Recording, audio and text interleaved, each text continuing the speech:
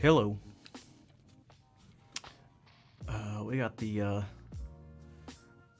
super early crew, Vol, Captain, and Count here before the stream even started. Thank you for being here. And then right when we started, Brian, Asamia, Viva, Tanya, VG Junkie, what's up?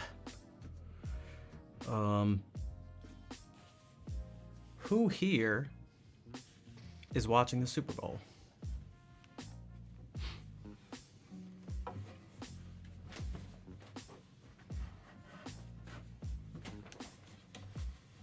Obviously not right now, but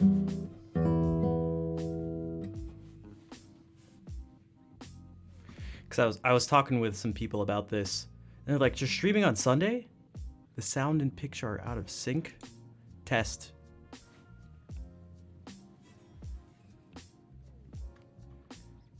That's super out of sync. Okay, what about now? Hey, that should be better.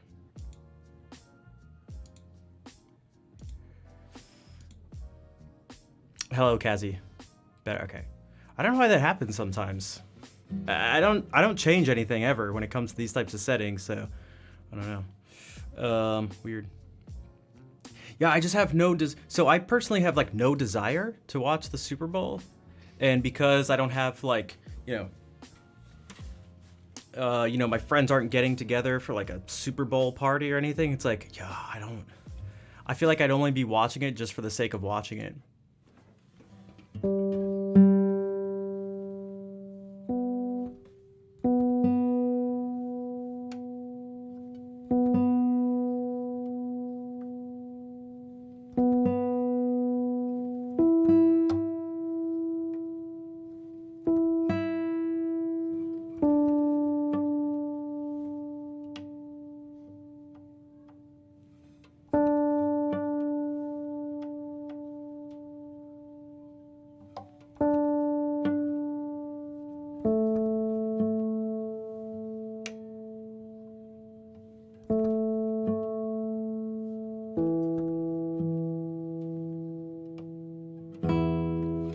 And so I was like, a lot of the people who watch the stream aren't even from the US. They probably don't care. And then I got the feeling that a lot of the people who still are from the US perhaps don't care very much. For Bowl 64. Hello, Sheriff. And Phantom Pianist, hello. What's up?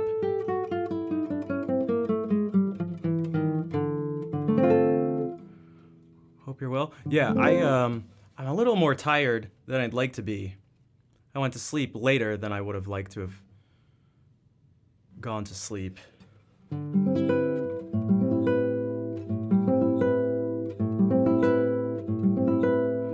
Don't like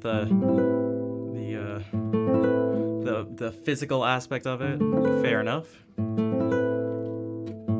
You're not from the US and you don't know what the Super Bowl is. Also fair enough.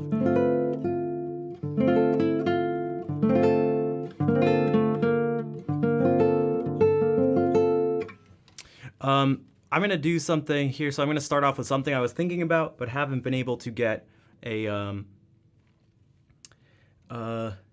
as clear of an answer as I would like to be able to give. So Tanya posted in Discord about green sleeves, which, as simple as it is, may be more complex or trickier for the contemporary musician than for those who were around when it was written. What's up, Scotty?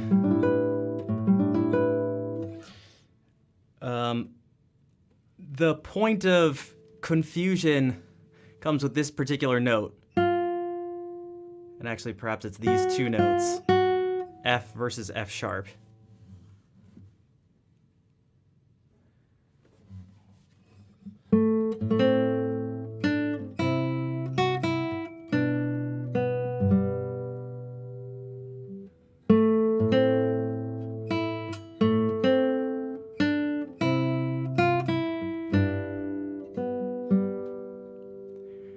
So which one is it? More common with rugby than actual football? Yeah, it does. If you had to compare those three sports, yeah, for sure.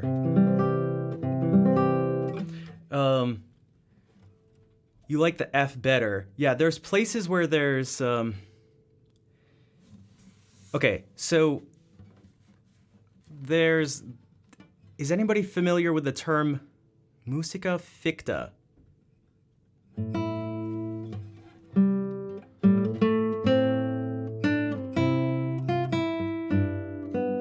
Because that's what dictates what this note should be. The two notes where this typically happens are F and F sharp, and also B and B flat. And there's a good reason for that. There's actually a bunch of things. I guess we could. There's a bunch of things that are interesting about that.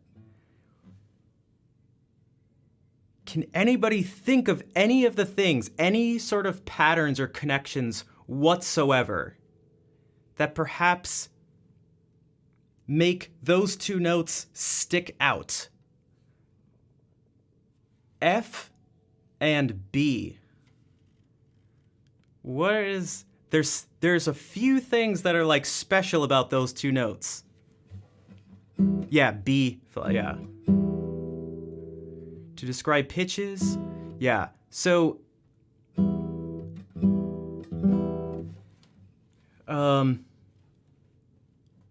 there's a set of rules, and the people who are playing music, and even in their ears, as it's still slightly in our ears, they would be aware of these rules, and it would be quite obvious to them what should be played and where.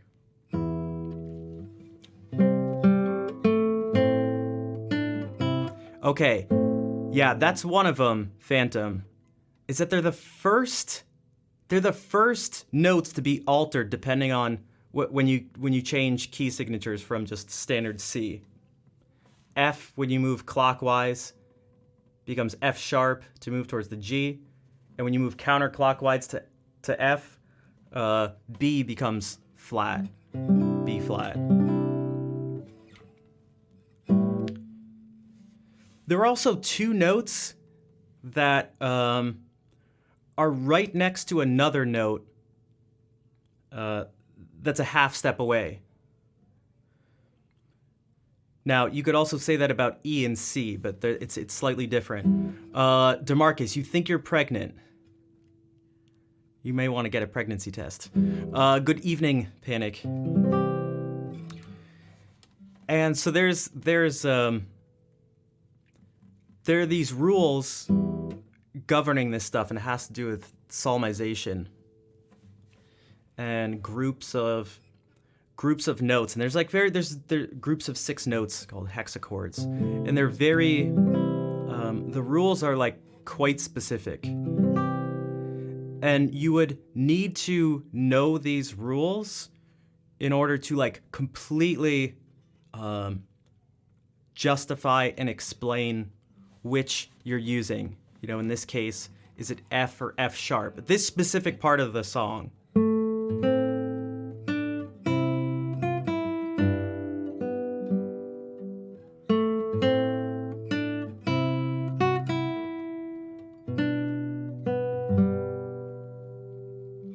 Now, if I'm not mistaken, it is actually correct for it to be an F natural the first time, and not until the repeat when you go.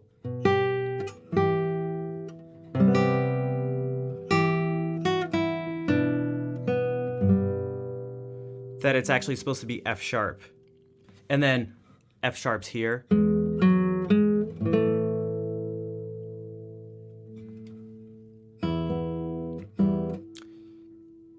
You had to look up hexachords? Yeah, they're important to understanding this type of music. Bonjour, orcs. The menu. we're gonna play some music, but right now we've already gotten into some talk about, well, Renaissance music. And because they were not working within the system of scales as we know them today.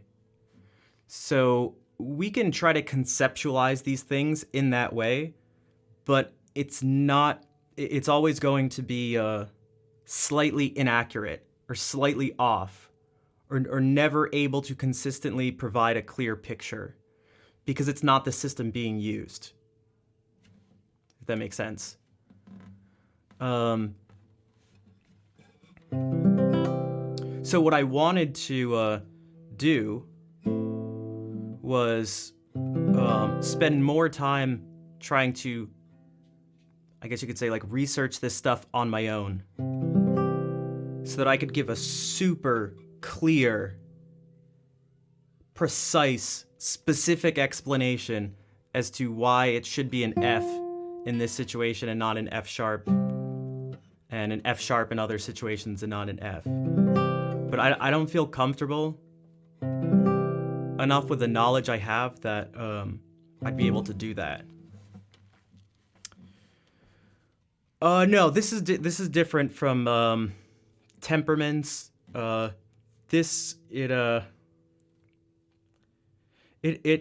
in part has to do with tritones, in avoiding certain tritones.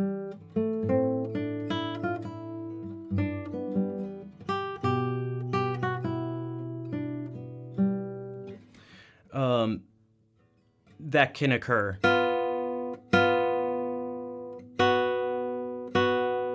And so those are typically going to occur between these notes.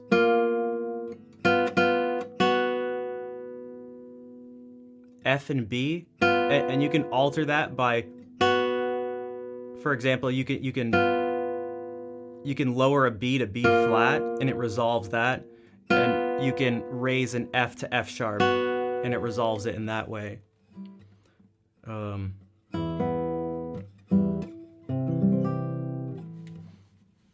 Dr. Tinglebottom? Wait.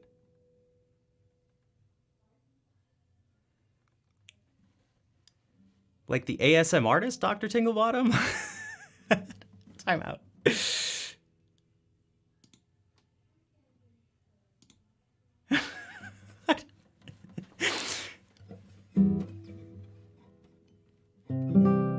Now, it's definitely not, but because your account was created like a minute ago. But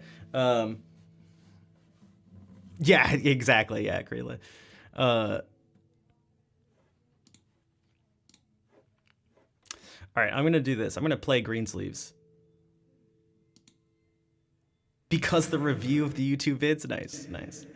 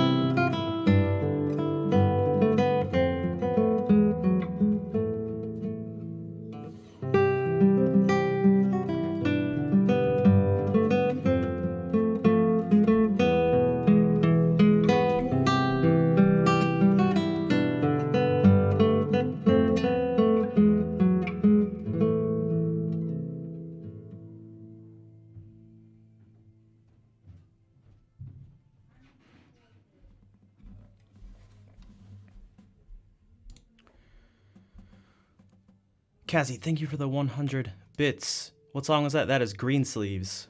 VG Junkie. So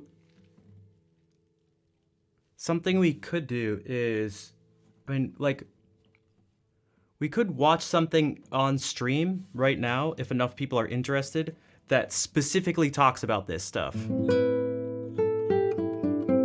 It will get quite in depth though, and because it just has to. It just has to.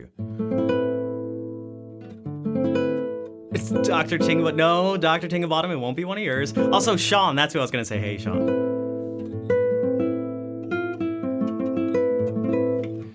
Hello, Sean.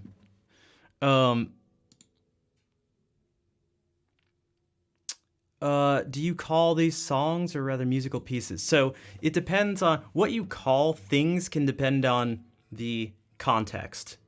The examples I usually use are in the sort of classical tradition. Songs actually have words. Songs are sung. And just the general term are pieces of music. In the theater world, you know, the theater teacher, you know, where I used to teach, she would refer to everything as tunes. She'd be like, how many tunes? Because she'd have to know, like, for the programs and stuff, like, how many tunes are the kids playing? How many numbers? How many numbers do you have? Which I thought was funny. Tunes, that's what the jazz teacher would usually refer to everything as.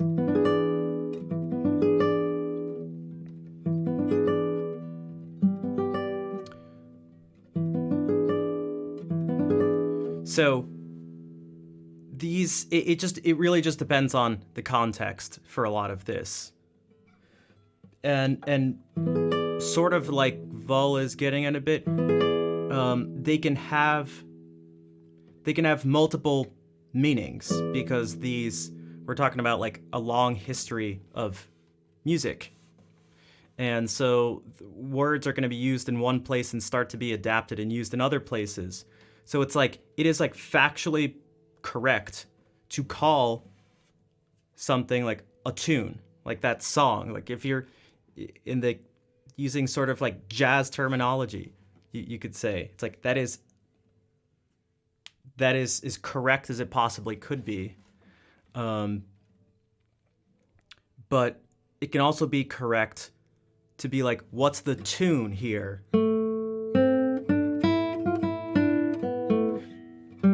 It just depends on what you're talking about.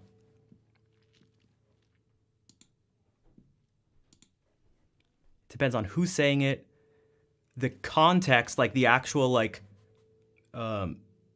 context in terms of why they're saying it, and then the context of the thing itself.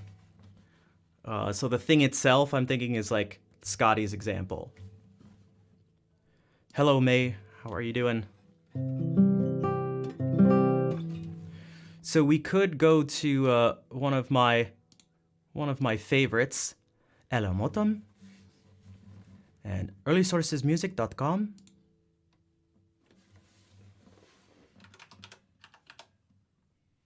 Early music sources, cadences.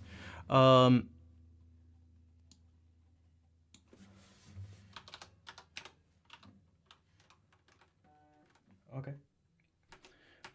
Whoops.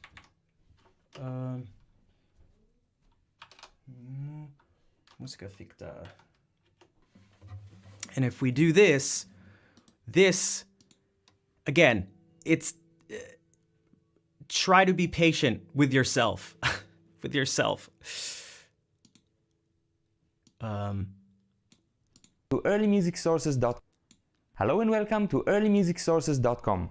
My name is Elamotem, and today we are in the dark because we are going to talk about musica ficta.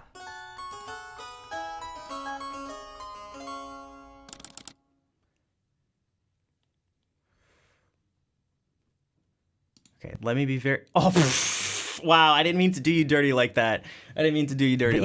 Okay, if anyone has... Whoops. One second. There we go.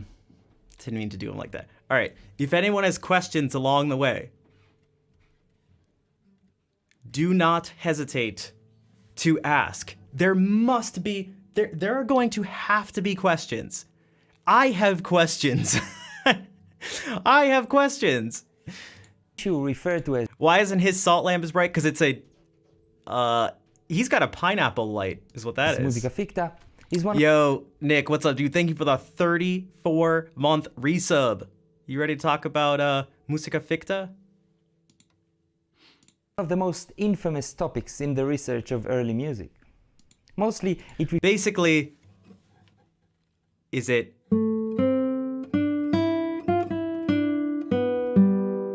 or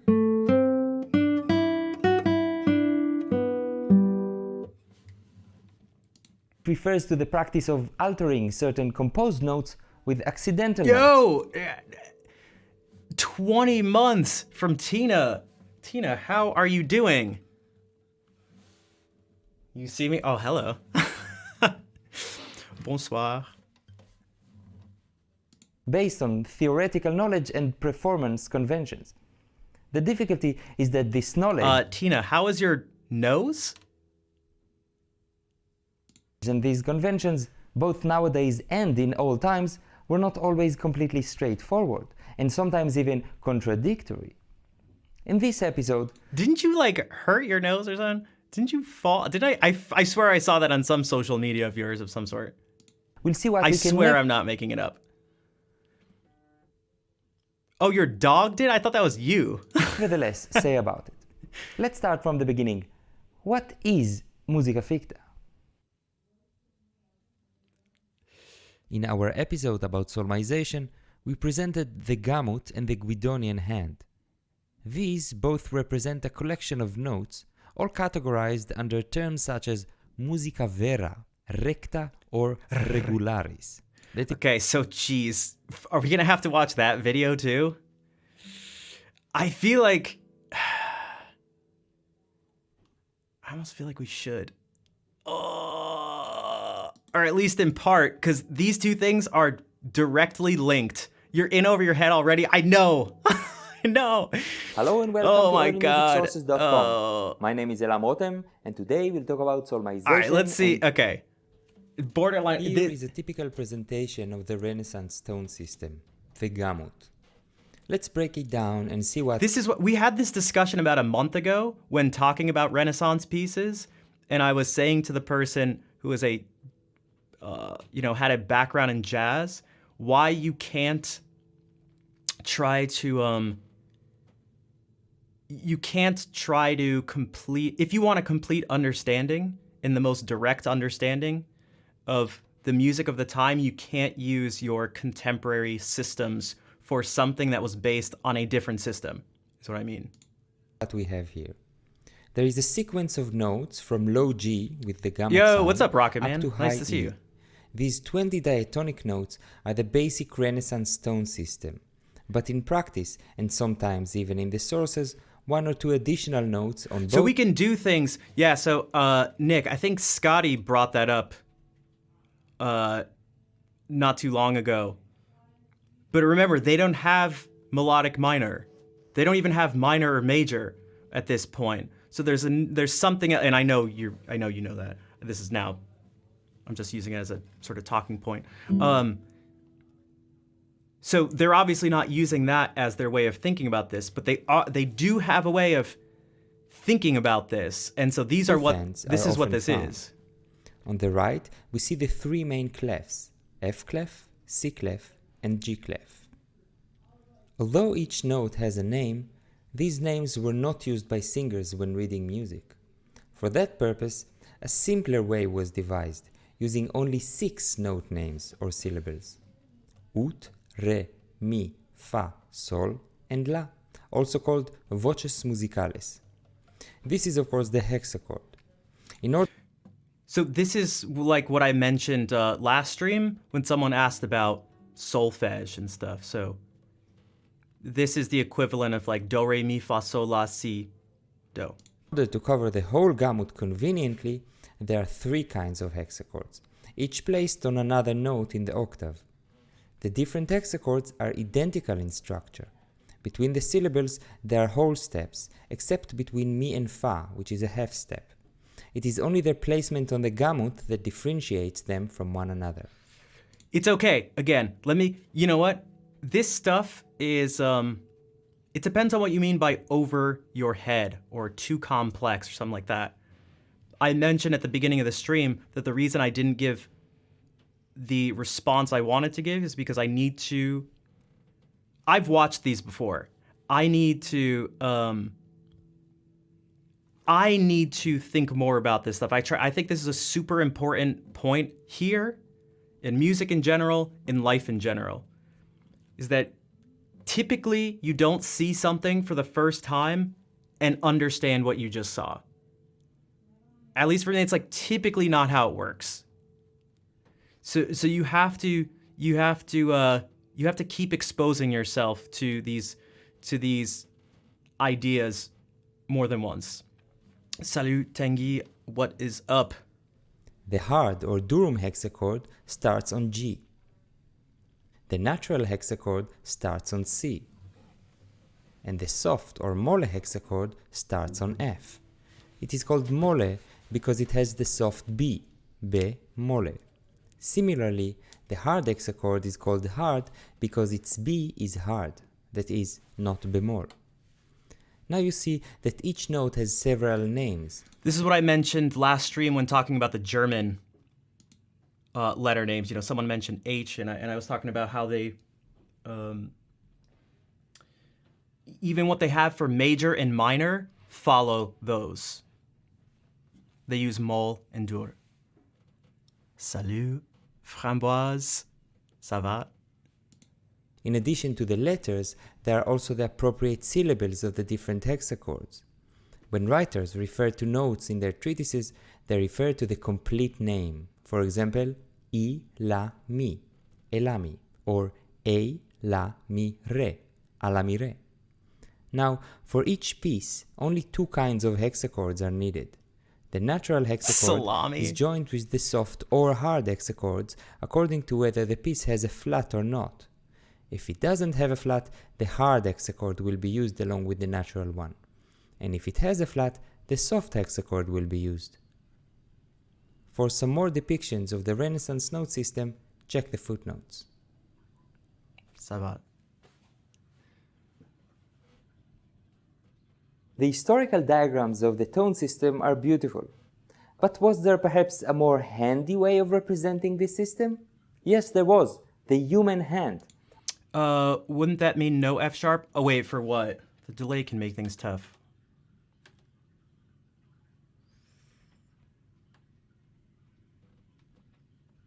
So I guess in terms of the hard or soft is just dictated by the flat or not. Some more depictions of the Renaissance note system, check the footnotes.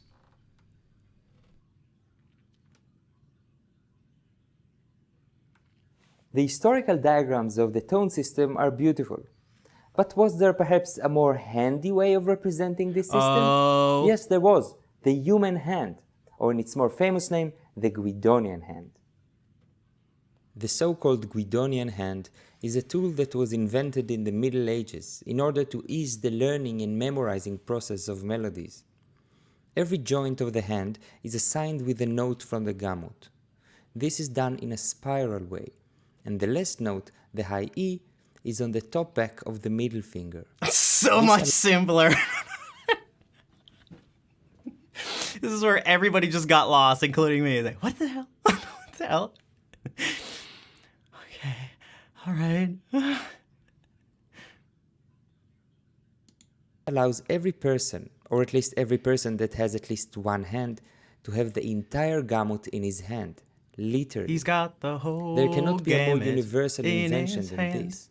He's got the Little whole... handouts BNS, this will be on the exam. of the hand and even big broadsheets of it were available at institutions, making it something that singers would know by heart already from a very early stage. But before we can actually play What? with our hands, we should first learn how to read music using solmization. Okay, that seems important. The 6-note hexachord by itself is sufficient for simple melodies. Okay. And indeed, when possible, it is desirable to stay within one hexachord. This is clearly seen in the music example by Josquin, given by Sebald Haydn in his treatise De Arte Canendi from 1537. The title Fuga in subdiapente tells us that at this point, a second part should start a fifth below, and this is the end of the canon. I wouldn't worry Here is about this a stuff. transcription of the canon. Like So, those specifics. First of all, we see that we have a flat. So we already know that using in the- addition to the natural hexachord We that want the starts soft on one. C, the relevant additional hexachord is the soft one that starts on F. Okay. For the first voice, it seems that the best would be to use the natural hexachord. Let's try to sing it with the syllables. Ready? Let's all sing. For me it's too high, so someone will help me. O, tre, mi, fa, sol, la, sol, fa, mi, re, o, tre, mi, ut, fa, sol, la, sol, fa, mi, fa. What just happened? What just happened? Thank you. You see that one note, the B flat, is out of the hexachord. So for this note alone, we had to quickly change to the soft hexachord. However, in general, when we are on the syllable la, and there is one additional note that is one semitone above it, we just call it fa, and it will always be correct. This is where the term fa super la comes from. The second line starts on F, so we'll use the soft hexachord. This I can sing. U, tre, mi, fa, sol, la, sol, fa, mi, re, ut. Okay. You see that although we are on a different hexachord, it's exactly the same. Since the inner relations between the notes are the same, Couldn't just so give another are the syllable? syllables. The only difference too is that complicated. the notes are shifted lower on the gamut. For the fun of it, let's do it together. O, tre, mi, fa, sol, la, sol, fa, mi, re, o, tre, mi, fa, sol, la, sol, fa, mi, fa. Beautiful. Oh, Some thanks. of you might have noticed that we actually performed the example lower than it's written. But that is one of the beauties of this way of reading. There is no link whatsoever to anything absolute. It is all based on the inner relations between So this is like an example of what we modernly This was fun. sort of But in use most as a cases, it won't be that simple. movable We'll dough. have to change between hexachords more often. This switching between hexachords is called mutation. Okay, let's mutate. Let's There mutate. are some simple rules for mutations in the 16th century. When ascending, the switch happens on the re of the new hexachord, and when descending, on the la. Because of the different locations of the hard and the soft hexachords, in pieces with or without flat, the mutations happen on different places. This can be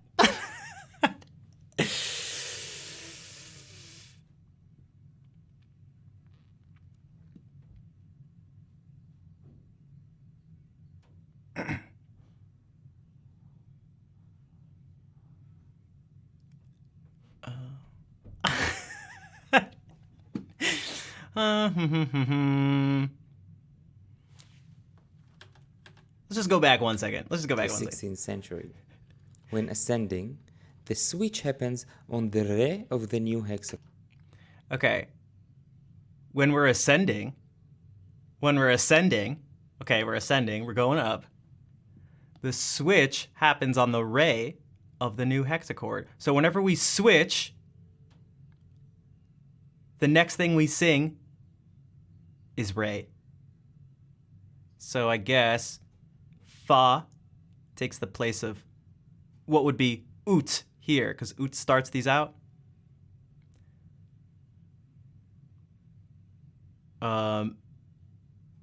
Yeah, so we'll never see after this initial one. We'll never see that.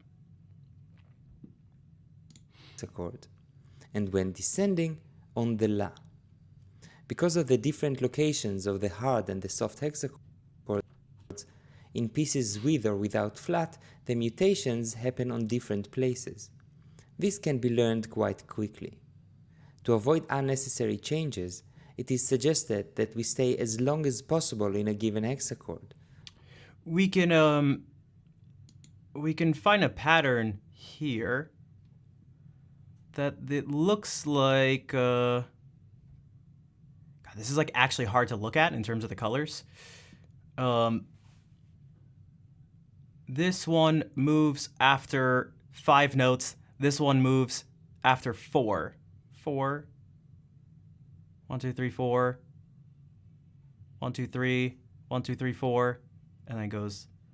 It looks like it does the same thing descending as it does ascending. This goes. This looks like it does the opposite.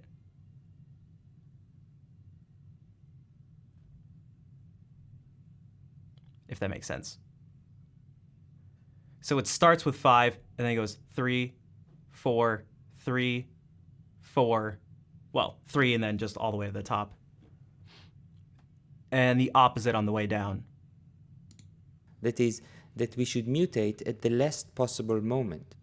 Check the footnotes for the mutation diagrams. Here are some more tips. 1. When there are leaps, the sources tell us to treat them as if they were filled what's up, with Tom? steps, and in this way to find the right syllables. 2. When applying musica ficta, that is, altering the written notes according to certain rules of the time, definitely a subject for another episode, sharps were sung as sharps, but were called according to their unaltered names. Max Flats, Richter? however, Nice. were always called fa. 3. The rules are there to help, but eventually one should find one's own logical and musical path to the syllables. Here's okay. So let me before we move on, let me do this. Let me show you sort of what Nick is talking about. And this is like okay. Osine, is that how you say that? Osine Sound Studio? What is this? This is a video on solmization from the 16th century. Here's like the difference here. Okay, if I want to go from C to F, or sorry, from C to G, yeah, it's on YouTube, yeah. We're gonna go up a fifth. We're gonna go up, you could say 5 notes.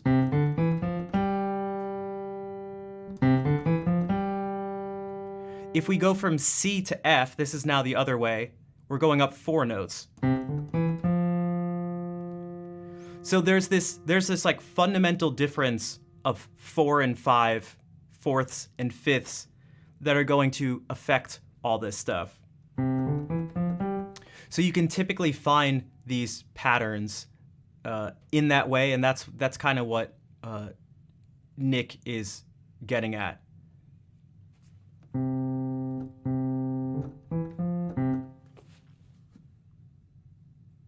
You could think about it in terms of the circle of fifths. Sometimes when you add an F sharp, you'll go up like this. 1, 2, 3, 4, 5, and go up to G. When you go down, you'll go down 5 notes, but you'll add a flat. What is Nick's? Oh, this isn't, Nick's not the person in the video. Nick is Guitar Shredder in chat.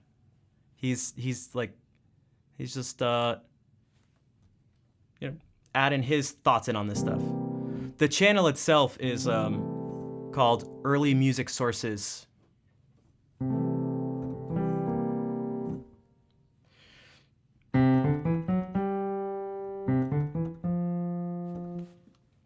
And although the sources are rather coherent concerning mutations, more coherent than in most other fields, there are some different opinions. Let's try now to sing in solmization the canto part of the famous madrigal Ancor che col partire by Cipriano. So these are going to be, what's about to happen now is going to be something that will probably have the most resistance to doing. And what that is actually looking at a specific situation. Typically, we like to find rules, and they're just already, the rule, the concept, the idea is distilled out from the examples, and we go, here's the rule, boom, I know what to do. But it's like you're actually going to understand the rule more when you combine that with an example of something. piano d'errore. There is no flat, so we use only the natural and hard hexachords. We'll try to apply the mutation rules, but also follow the musical logic that tells us at what point it's best to change hexachords. To save time, I will sing it rather freely, without respecting the note values. Wow, disrespect. La, sol, mi, fa, sol, la, sol. Sol. Okay. Here's what we should do. Remember, we can't go above la. So the first time we see that is this note right here. What is this going to be? And this is the best way to do this, to try to guess what's going to happen before it happens. And I have to think, I don't do this stuff, so I'm going to have to think this out. Which one of these, which syllable is he going to sing? If we're using the natural and hard hexachords. Okay. It's said before that you switch. Where do you switch? You know what you should do? 1 second. Patatruk, hello. We'll try to apply Let's do this. We need a diagram here. Okay, we need this. We're going to switch back and forth between this. We're in this world right here. Okay? Natural and hard hexachords. Okay, so forget about this. And we're ascending. We're ascending. So, what do we want to do? Let's see. Where are we starting from? We have to find where they're starting with. La, sol, fa, mi, re, ut.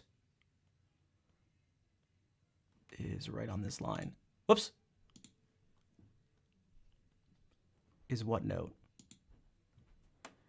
This is C, B, A, G, F is where it starts.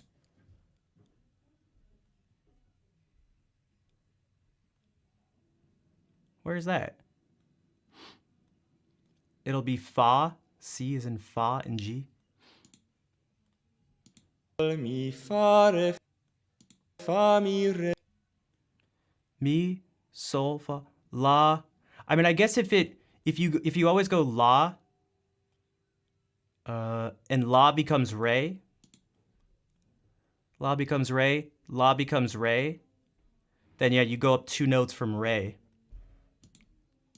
Re, sol, la, sol, fa, sol, mi, la, sol, la, fa, mi. And this would be, I guess, just fa again. Fa, mi, ut, re, mi, fa, mi, fa, mi. So these red notes are this hard hexachord. This is this different set of 6 notes. Ut, re, mi, fa, mi. La, re, la, sol, fa,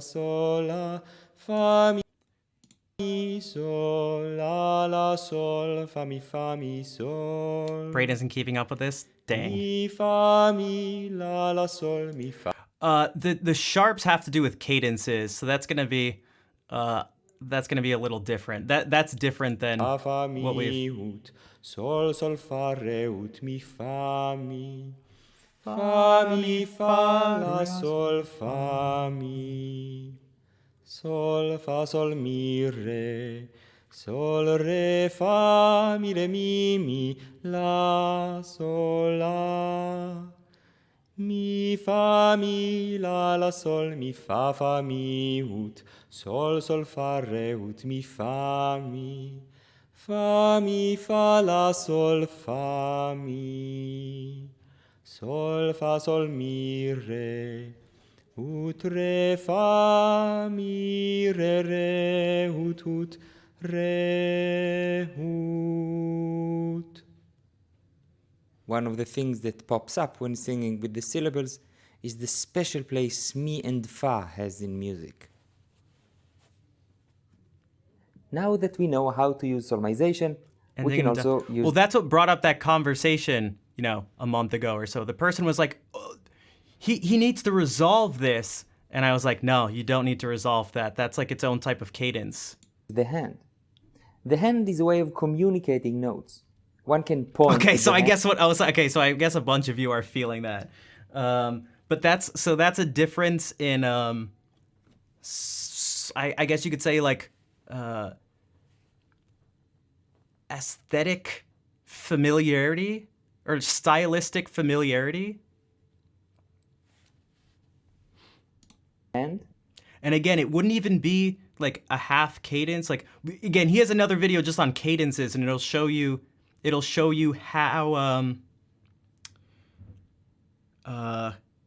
we can't even use our knowledge of cadences to look back on these things to understand them. La fa re mi re. Okay, what are you La doing? fa re mi re. But this can be done also with one hand. La fa re mi re. La fa re mi re. Okay, this just looks like something from a TikTok video. This looks like something from a TikTok video. Okay, we're gonna do solemnization on the hand. Can you follow this? Very much. It's like, shut up. All right. Using the hand, teachers can teach music. Choir masters can show the right notes for those singers who got lost in their part. And it can be even with candidates with new part, one given melody, 3 more improvised parts were All right, so what if we go back to the original video? It is music that is true, correct, or regular. Other notes, whether they be in between those notes of the gamut or simply beyond its range, are categorized under terms such as musica ficta or falsa, that is, feigned or false. So, if you can't find a certain note on your hand, you can say that it is probably not in the realm of musica vera, but of musica ficta. A simplification of the matter would be to say that the white keys of the piano are musica vera, and the black keys, the accidental notes, are musica ficta. But this is not quite correct, as the note B, both in its hard natural variant or soft flat variant, is part of the musica vera. It's on the hand. And if the whole system is transposed, as was the case sometimes, other black notes will be also part of the musica vera. Now, in order to arrive at ficta notes, one can transform musica vera notes by replacing their solmization syllable. One can apply the syllable fa or mi to notes that normally don't have these syllables, and by that change their category. Using a fa syllable on a certain note is equivalent to adding a flat to it, and using a mi syllable is equivalent to adding a sharp, or if it's used on the note B flat, it will cancel the flat. Nowadays, when we refer Okay. Well, you know, forget about the guitar.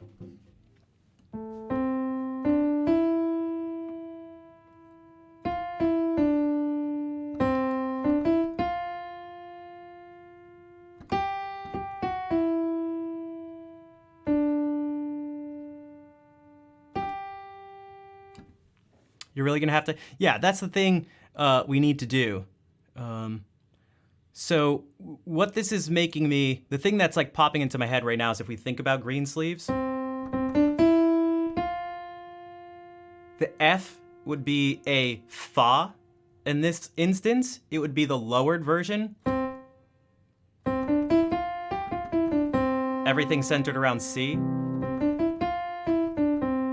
But then when things are centered around G,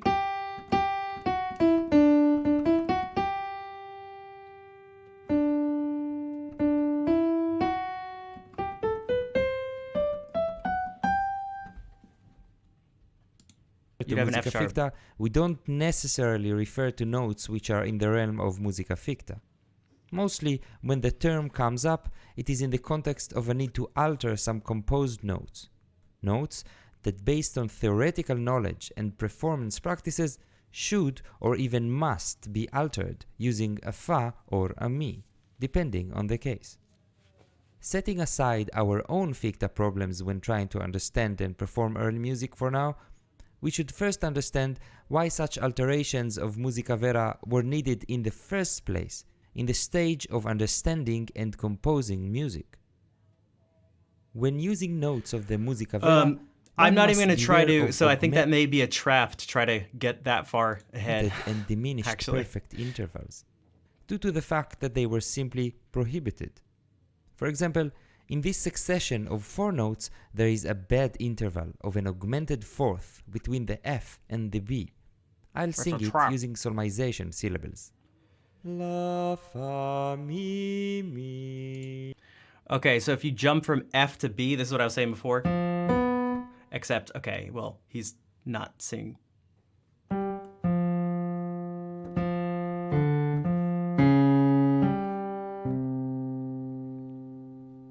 There's a tritone. So you'd lower this. It is common to read in the sources that one should avoid having mi against fa.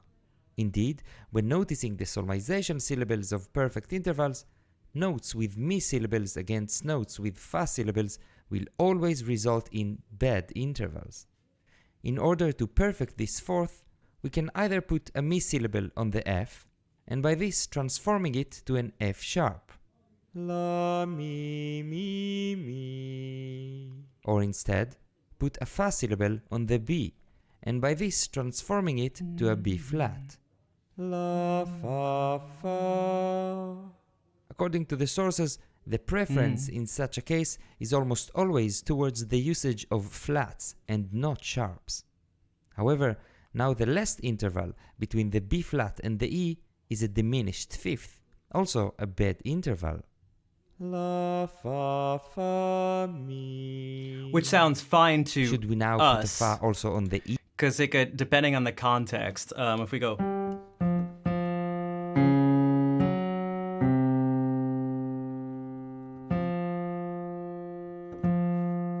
we'd hear it like this.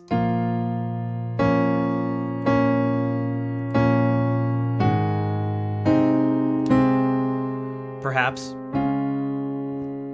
Or...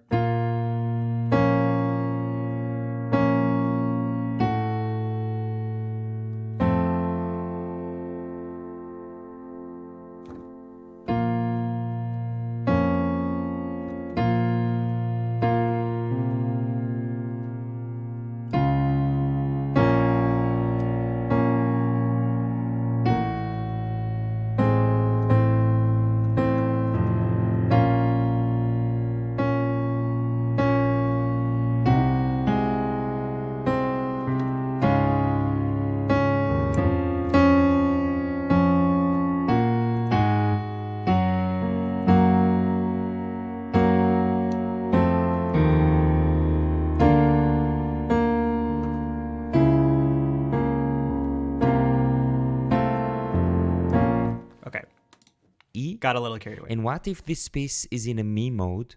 The whole mode will be ruined if we will alter the basic note of the mode. Kevin McAllister. And let's say we do change this E to E flat. If it is followed by an A, will we then also have to alter the A? This Somehow example very is tense. just to show Yeah, because that jump, because tritones are actually perhaps the best, somewhat ironically, like the best interval, like ever. You can do so much with it. You know what? I'm gonna save that for afterwards. how This is already musica ficta troubles are waiting at every corner of the musica vera as inherent imperfections of the musical system and should be taken into account when composing music. This tension between mi and fa is evident in this generic and simple example of just one part, as there are all right. other uses of ficta. Such All use right. of ficta is evident, for example, in the Okay, we can counterpoint either do it- rule or recommendation that dictates that when proceeding from an imperfect interval to a perfect one, a semitone should be used in one of the parts. This semitone, if needed, may be obtained through the use of ficta notes, as in these examples. Other common reasons for the use So we could perhaps use this reasoning. Now, I'm thinking this out loud on the spot in front of you.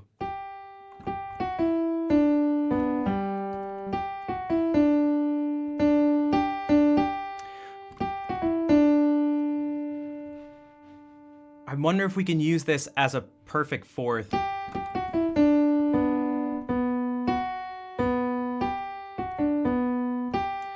You know, we have this B in the melody in Greensleeves. And if not, we have this tritone present.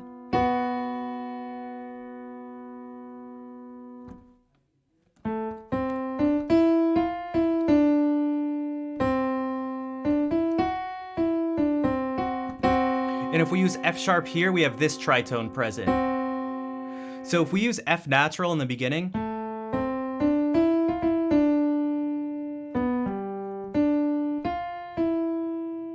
at this point the harmony changes.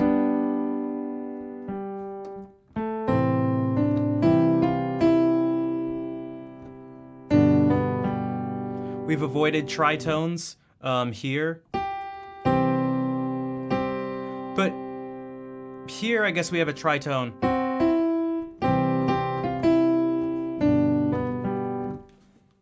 Use of musica ficta were cadences, and also to allow a major harmony at the end of pieces. More about that later. Yeah, that's not what we care about here. So composers could use ficta notes in order to avoid As information needed for composers. It described ways they could or must use musica ficta when composing music. But as it so happened, it was the convention that the graphic signs indicating musica ficta, that is, sharps and flat signs, were not always used by the composers. Some wrote more signs than others, but generally there was no agreement on when, where, and why some signs are written and some not. This was based on the assumption that musicians would have the experience and knowledge to decide when and where a ficta could or must be used. Especially when the bad intervals are a result of what happens between the different voices, when the singers are not able to anticipate them, as they only had their own part.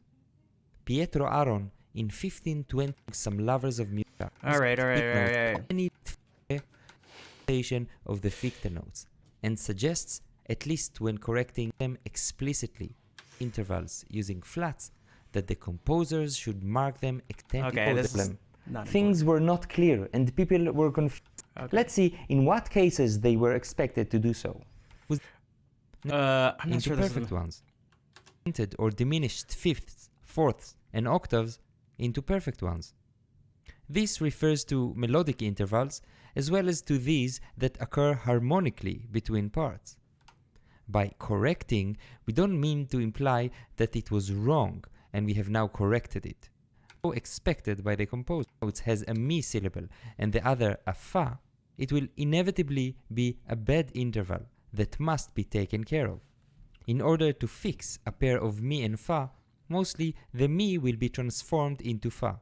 That is, the mi note will get a flat, become a fa, and thus the interval will be normalized. If we are in an untransposed system, cantus durus, the flat in question will be mainly B flat. And if we are in a transposed system, cantus mollis, with the B flat in the key signature, the flat in question will be mainly E flat. A common statement in regards to ficta is that a single note above La must always be Fa. In Latin it sounds better. Una nota super La semper est canendum Fa.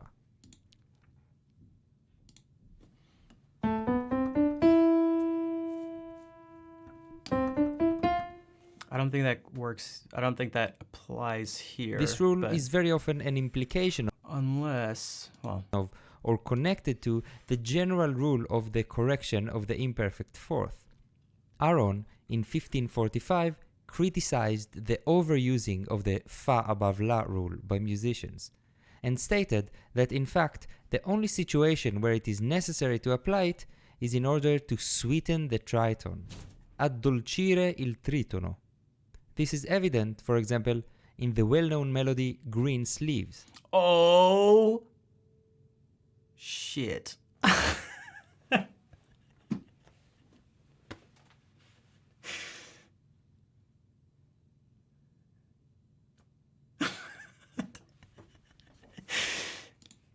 Apart from the fact that the top Didn't see that one coming.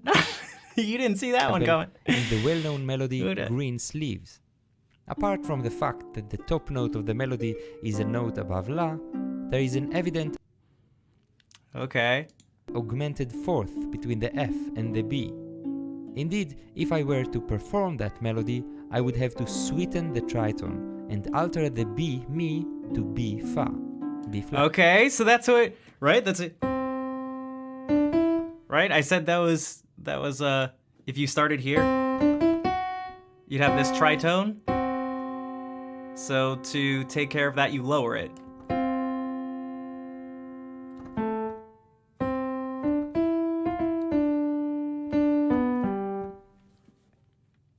I guess the thing for me is sometimes how you decide where to start these. Oh, you can't see. Where to start these? Why is this starting on Re? Why is Ut starting on G? Hola, Christopher. What's up? Because that would be very clear to us at that point.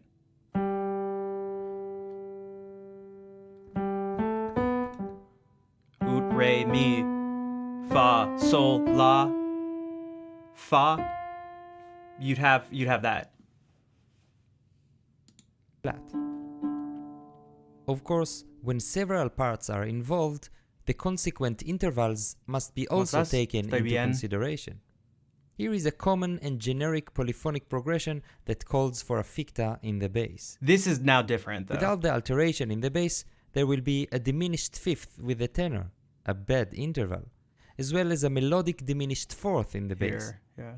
In addition, the fa above la rule also applies here and demonstrates what Aaron meant, that this rule should be used in order to sweeten the melodic tritone. It To be is sure, F natural, These yeah. kinds of I mean, alterations are something that the composer expected the performer to make and has nothing to do with taste or artistic decision. This is a clear and easy case. There are, however, unfortunately, cases where there are some inner contradictions and it's not clear what the composer meant. When altering notes for beauty's sake, we don't correct anything because nothing is wrong. There are no bad intervals that need to be perfected. In such alterations, only the chroma, the color of the notes Chroma. changes. A minor third or sixth might become major, or a major third or sixth might become minor. It is just an alteration of one version of a consonance to another. Referring specifically to sharps, Santa Maria wrote that they originated to only lend grace and beauty to the natural melodic lines, and that their use depends on the judgment and taste of the performer. Now, in many sources we are told that one should use fictas in cadences. Some sources this does apply to us when it comes to Greensleeves, but that one was clear. That was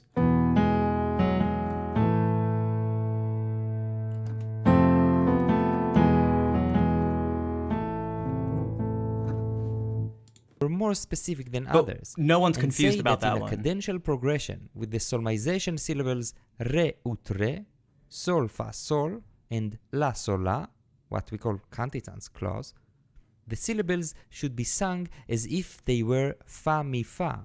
That is, So there's a that half step between them. the middle note should be sharpened. An exception to the rule, however, is that when la sol la is on the note E, or on the note A in cantus mollis, when there is a flat in the system, it should not be sharpened, as in such cases the tenorizans already proceeds by a semitone. This is so a couple things. The point of this, I said this a million times and I'll keep saying, the point of this is not to understand, like everyone should be able to get something out of this. So what do I mean? What's an example? You know, if you don't know which to use F or F sharp, then what the hell is the point? What are you getting? Okay. If nothing else, I'd hope that even someone who has no musical knowledge whatsoever goes, oh wow, these things are more complicated and specific than I may have thought before.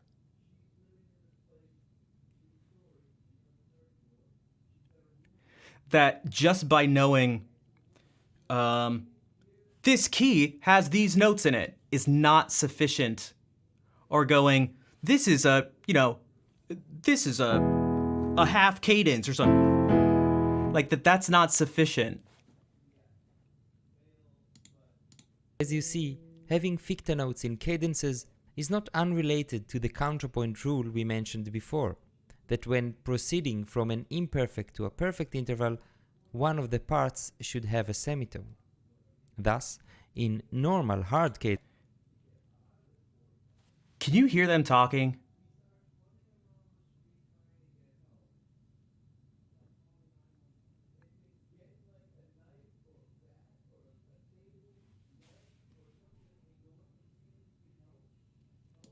the semitone is in the cantizans, and in soft cadences, the semitone is in the tenorizans.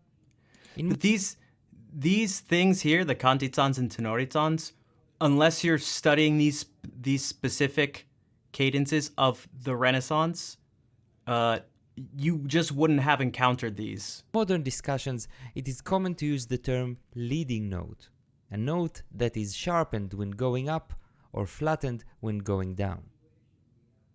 Other than the so-called leading notes in cadences, also the final chord of cadences must receive a major harmony, although it's not always marked. As you see, Santa Maria's remark that the use of sharps depends on the judgment and taste of the musician is not quite true in these cases. It seems that it is quite obligatory to use sharps at cadences and final notes. Let's have a look at some examples of the usage of beauty fictas brought up by Aaron. In both examples, the canto part is the same, but because of the context, the ficta alterations are different. Let's see. In the first example, there is a cadence to G. The canto has the tenorizans formula and the alto the cantizans. According to the rule, the cantizans sol fa sol should have a ficta.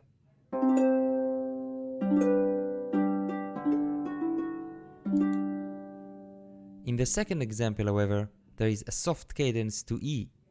The bass. See, we don't taking a have soft soft cadence. That's not something we talk about, but this is a very particular cadence. tenorizans I talked about it the moving other by a week. semitone, and the alto taking the cantizans. Because of the exception to the rule mentioned above, that in a soft cadence there is no need for a ficta in the cantizans, no ficta is necessary.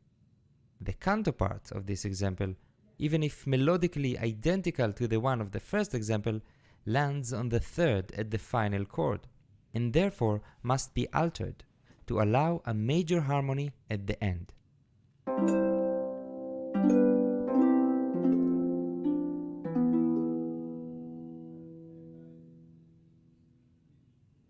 And so you may Okay, think, well, neither of those resolved, but that's not how these So if we cadences follow some work. of these rules, it is quite easily possible to recover both Hello, the Kay. necessary How are you fictas doing? and the beauty fictas that are very often just as necessary. However, there are cases where things are not completely clear. We have an account of a ficta dispute that took place between some singers in the papal choir in the middle of the 16th I don't know, maybe I should do some music. This has been going on for quite a while.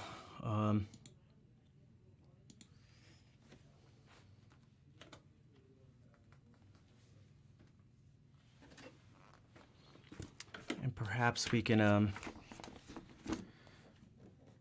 see if we can notice any of these. I really think the cadence one would be good to look at.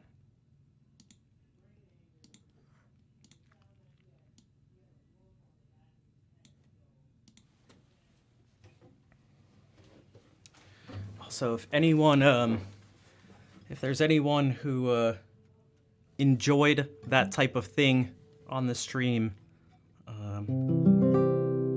and would like to, I guess, see more of it or encourage more of it in a certain sense, and you're able to support the channel, that would be it'd be helpful, I guess you could say.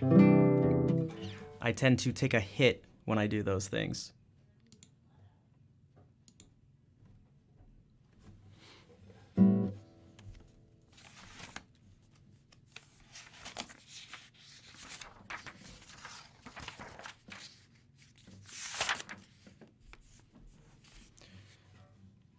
So here's a piece we're gonna see some, well actually we'll do this.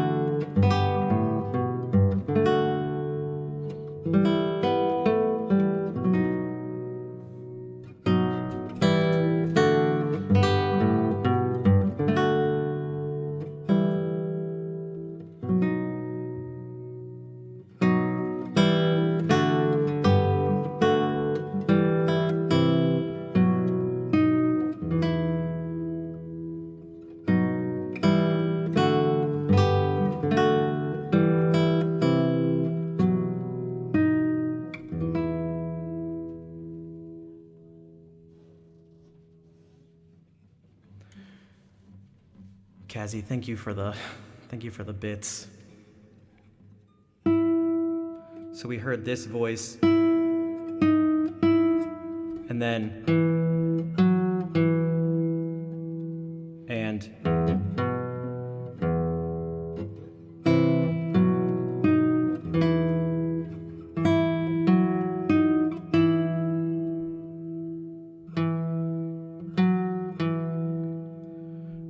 I think we can actually change the positions of those. So if we go like, no,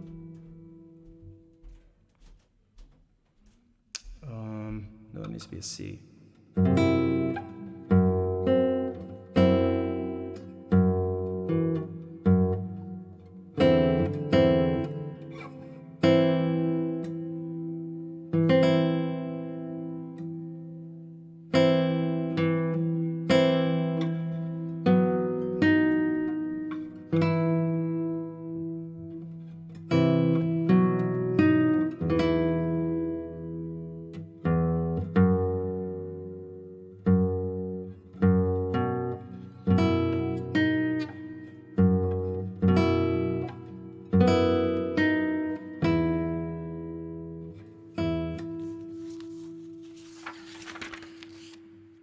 This one has an example of one of the cadences you just talked about.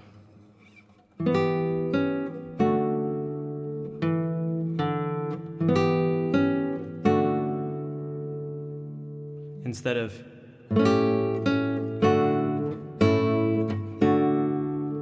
we get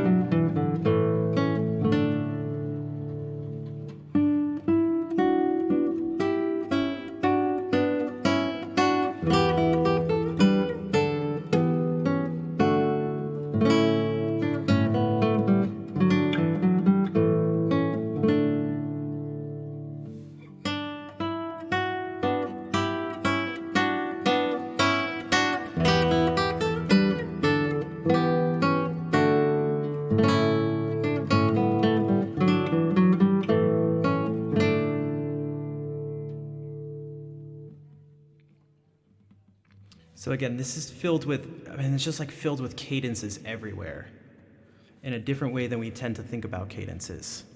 Also, Framboise, it's nice to see you still here.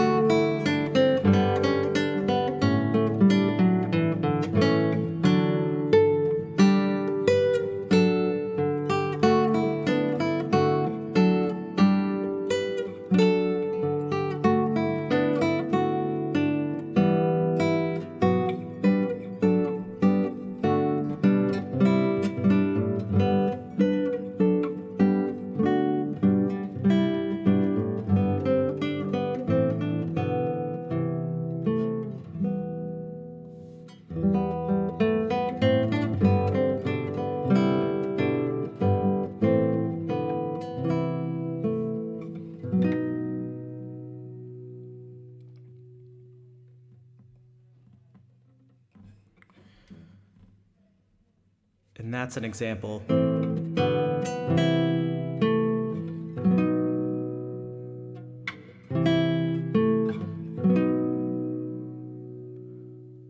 of somewhere where perhaps, well, an unfamiliar ear may go, no, it must end like this.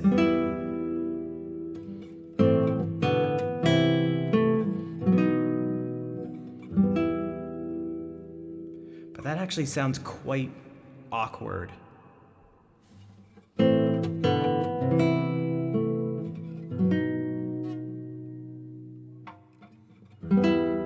It's like it's already at rest. The cadence already happened.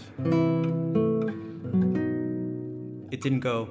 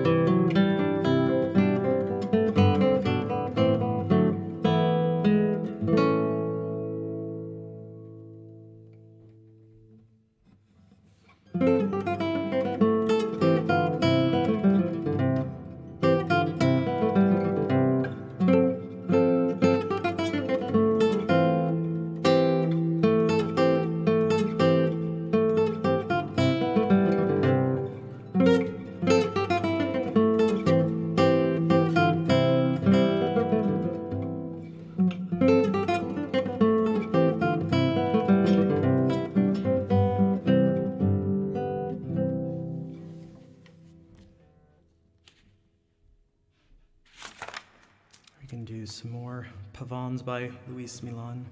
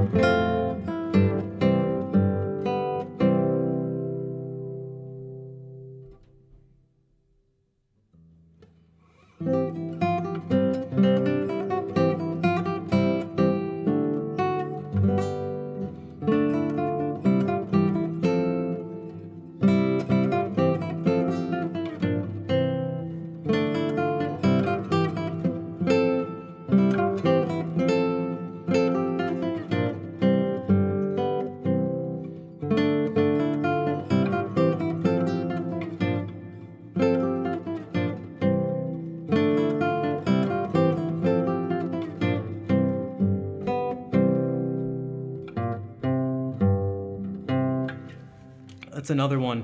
You wouldn't be able to explain this cadence in modern terms. And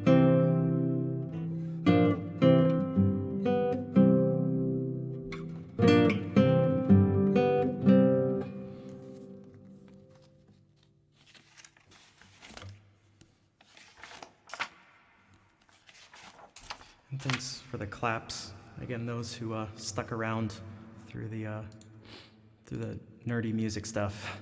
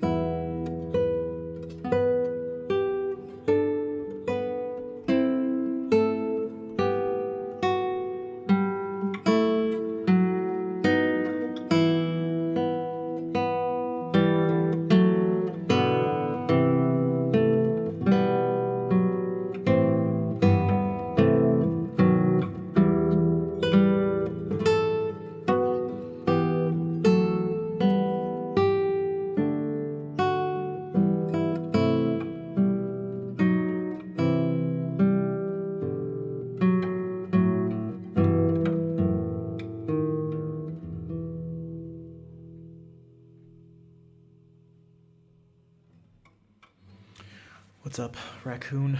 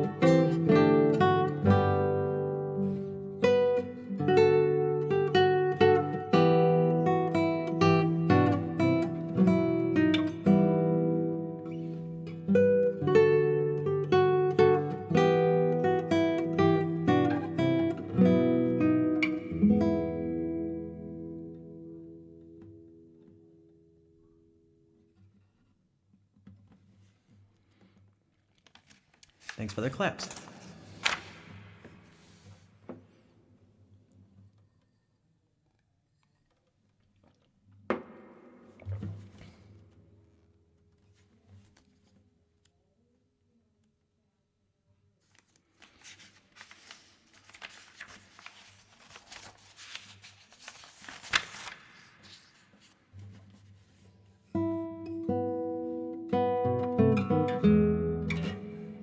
Thanks, Auntie Seta.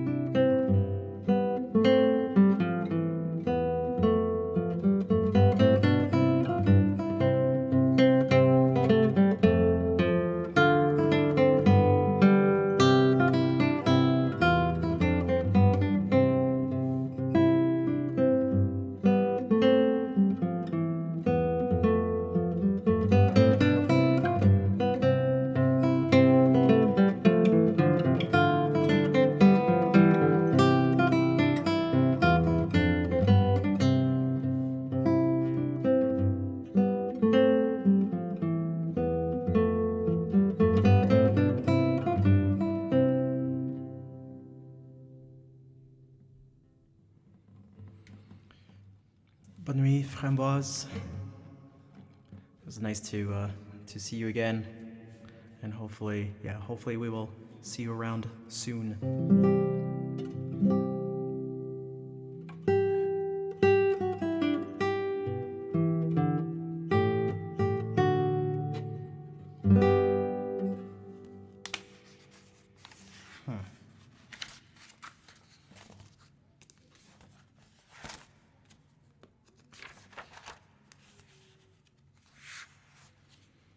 We'll do this Dowland thing. Wait, is it earlier here?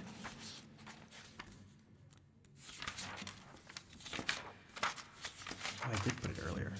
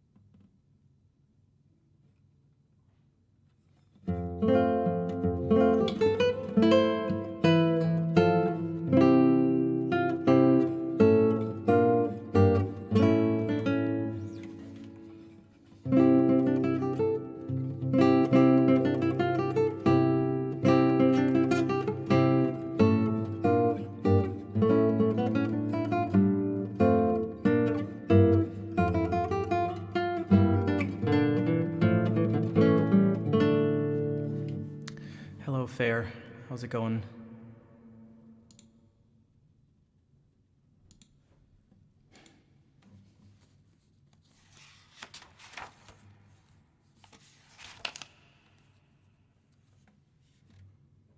Is this, yeah, Yan Yan, jeez, thank you for the raid.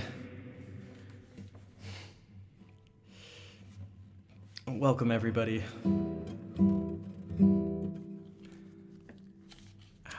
How was the stream? What were you up to?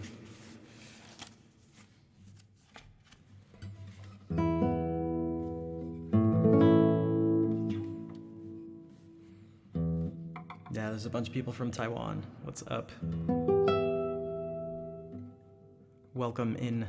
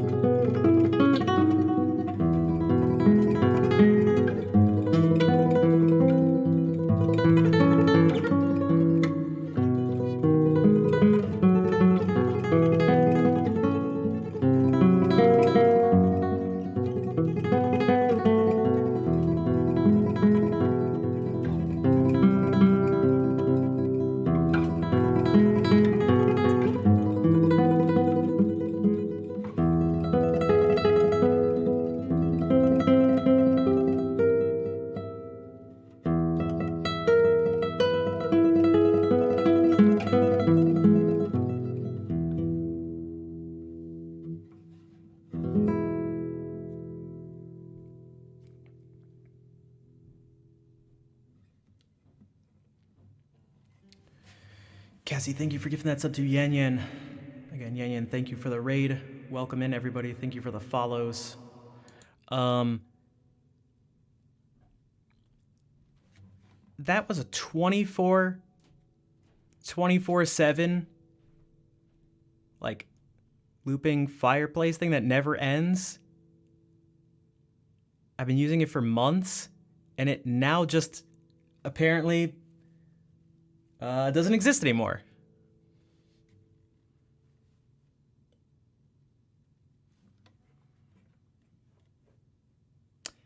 We'll have to find another fireplace. I'm not going to do it right now. But, the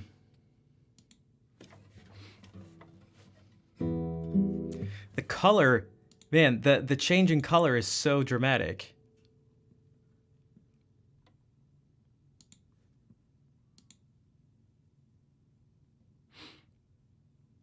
Yeah, this is what was on fire. Finally got put out by the rain.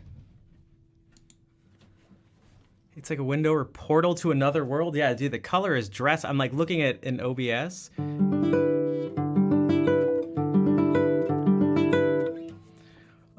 So someone followed with the name Mostly Bach. Winter just finished. Yeah, the video's moving on. This is actually a live feed. Hello, Jenny. I like Jenny's theory.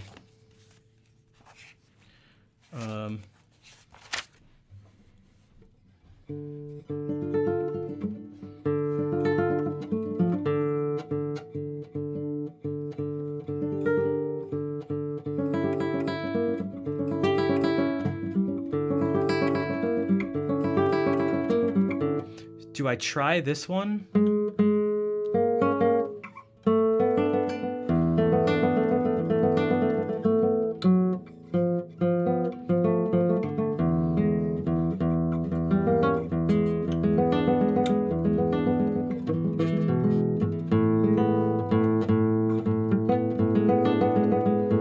It is possible to keep. I'd have to practice this. What I'm trying to do is avoid going.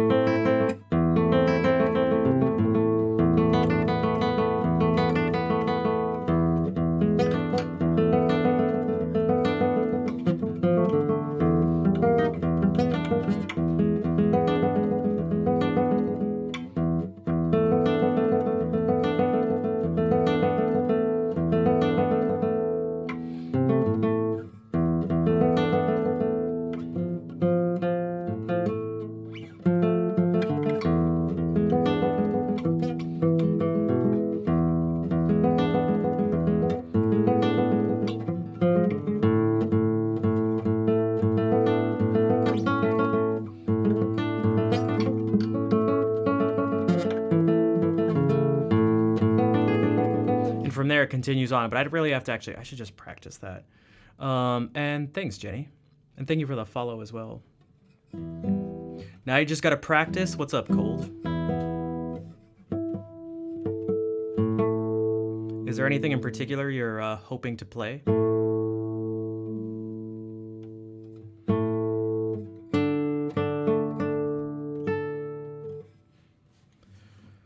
Alright, here's a little Bach prelude.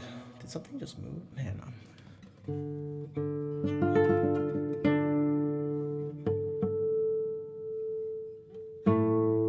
You like my accent? Thanks.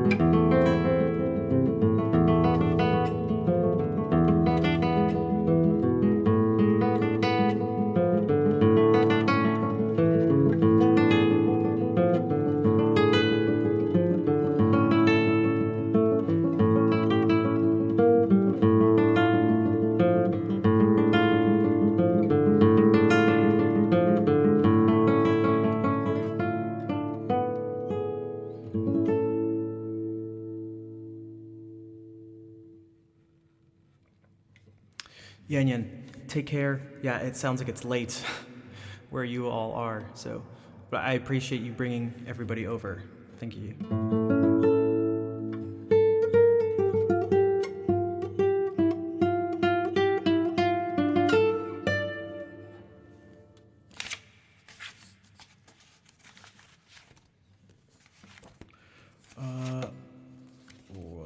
What else could we do to move away from? Actually, I know.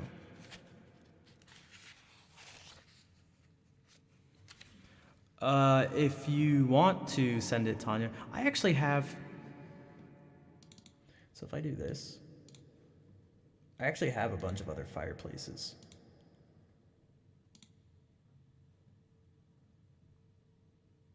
They're just different. Like, we could just use this one for now, maybe?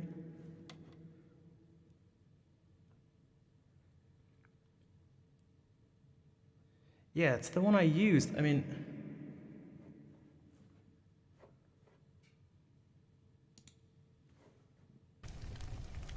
Oh no, this one's a little different. Why is the frame rate so low? What the heck? We'll use this one, it's smoother, whatever. How many I need all the fireplaces.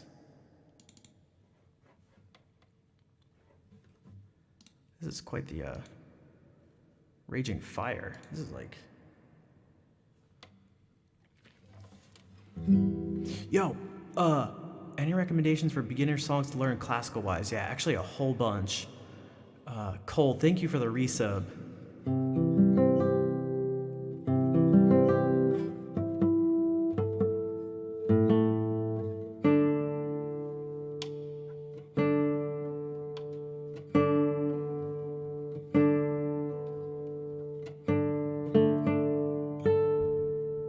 You know, I'll play one of them. I always recommend this piece. It's really simple. You never use more than 2 fingers at once. It's called Snowflight by Andrew York.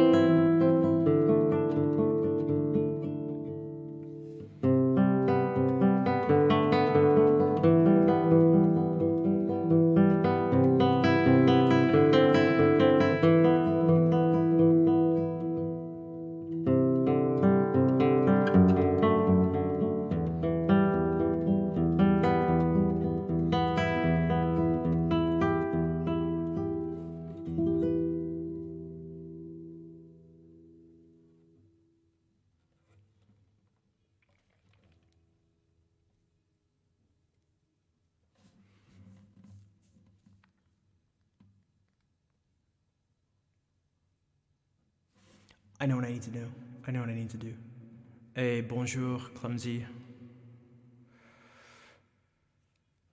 Thank you for that claps. I try and learn that. Yeah, go for it. It's like a lot of the beginning guitar pieces. They can be, well, they can be actual classical, like pieces from the classical era, and sometimes they're not. Sometimes they're a little harder to sort of maybe connect to starting out and make something with it. But this one seems to lend itself to, I don't know. I feel like a beginner could do a lot with it. I need to remember. So I changed the commands to fix them, and fixing part of it, I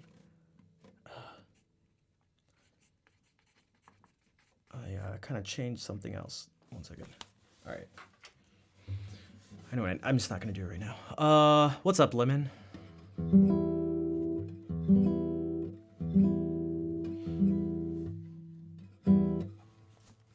Here are some other Andrew York songs. Some people love these, some people don't. It tends to be a love-hate thing.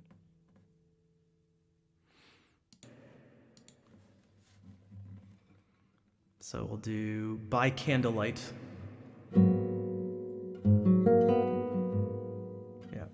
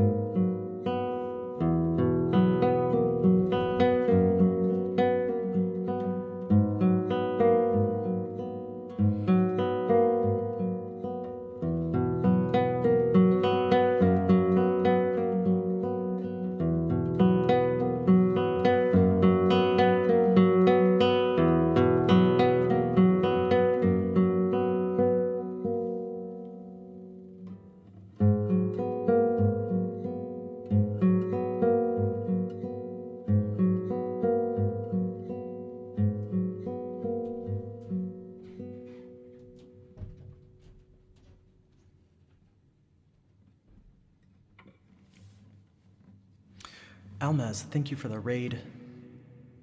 Thanks for bringing everyone over.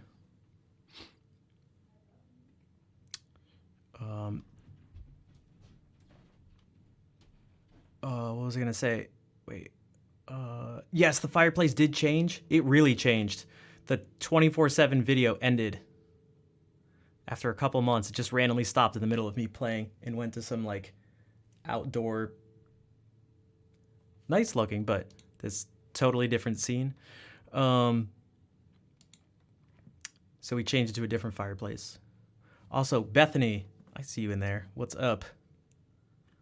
How's it going?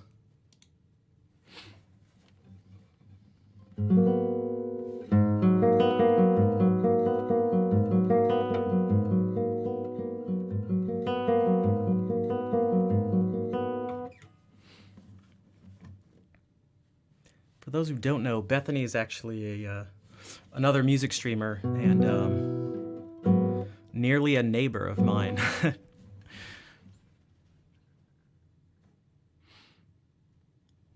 Also, Dimples, what's up, dude? Thank you for the again. Thank you for the donation.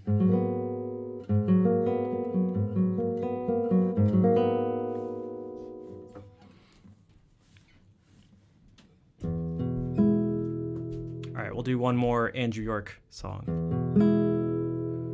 This is called Square Suspended.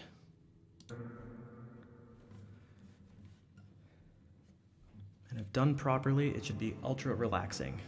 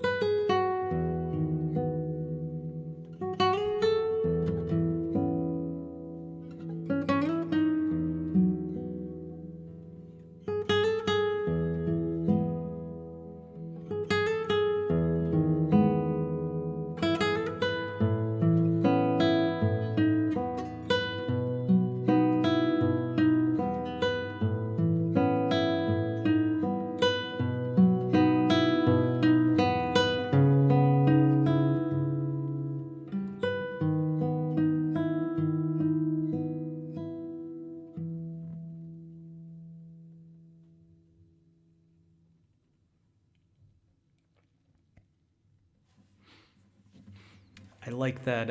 I like that image, Bethany. I was not expecting snow when I woke up today for some reason, just because it had, like, so much of it had melted. Which, that I thought was, like, strange, but not too strange because I've been in New England my whole life, so. But then I woke up today, I was like, what? It's like 60, yeah, it was so warm, and I was like, what the hell? Like, okay, but I've seen stranger things here. I've seen stranger things.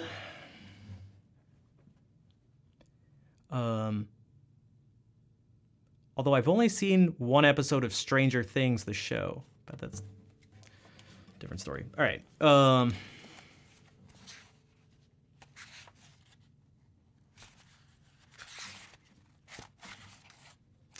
don't know. This is what I was just where my brain was.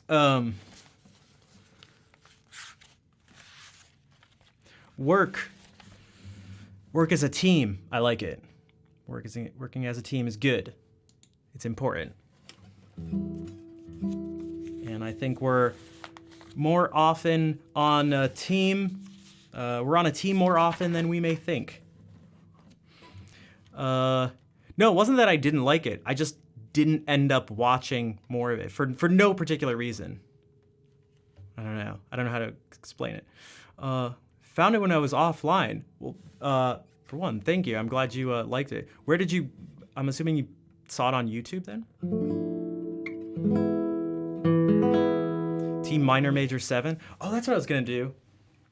I wanted to mess around a little bit more with that, and then also try to do something with squares suspended, but like on the keyboard. When I was offline? Wait, isn't that what I said? That's what you said, right? I'm like going back and forth between the messages. What did I press here? What the heck? What?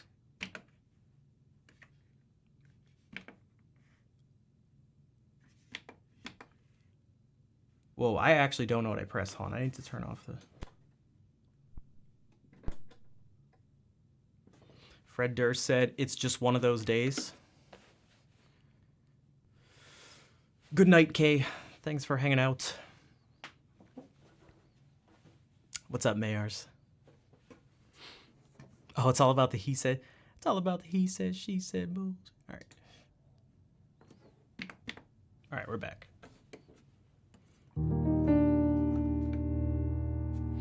So the chord in question, I guess you could say, is this. And I, up until kind of recently, literally never used it. And so I'm trying to find more places to use it. So the structure of that chord, I mean, it's like almost literally out there. It's a minor chord with a major seventh.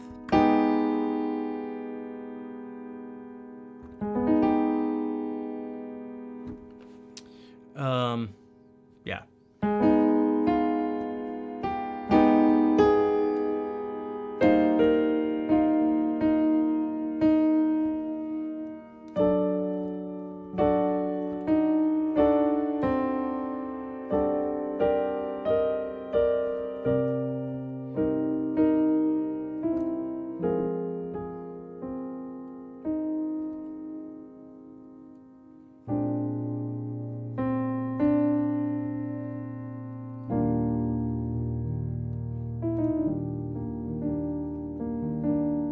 Oh, you know what I was going to talk about? I'll bring this up because that actually fits here.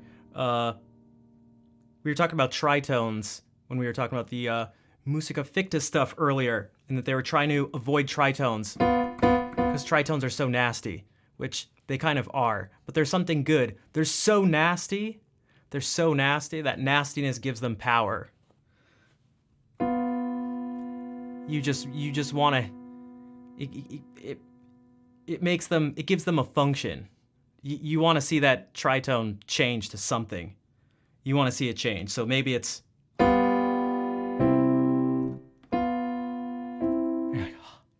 Or maybe it's actually this. Maybe it is...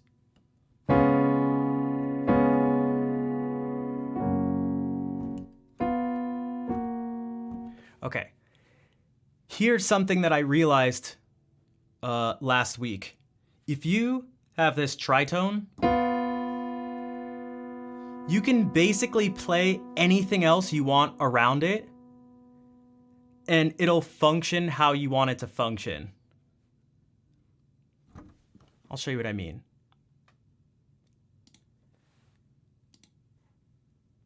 Okay. Why does this look like this? What the hell? Oh, there we go. Okay, so if I call this a B, and I use these two notes, it doesn't really matter what else I put around it. I can make this go to C major. The most common way is one I just played, is that if this is a G7 chord,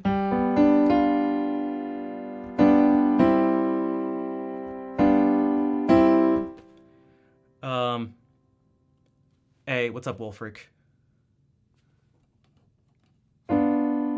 That's right, they are symmetrical too.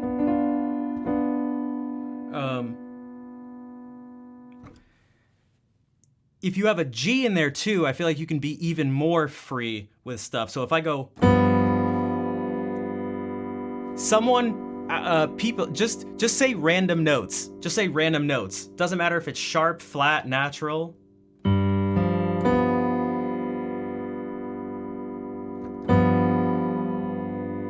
E.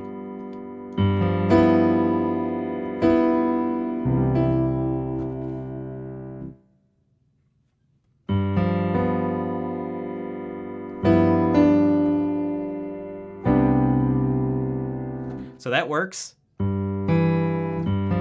C sharp, okay.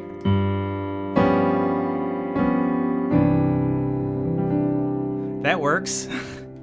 G sharp, we'll end up calling it A flat, it's the same note.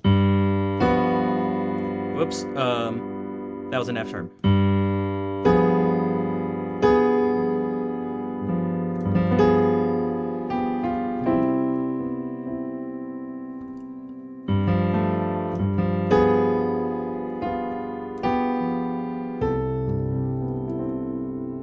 C flat, all right, we already got that in there.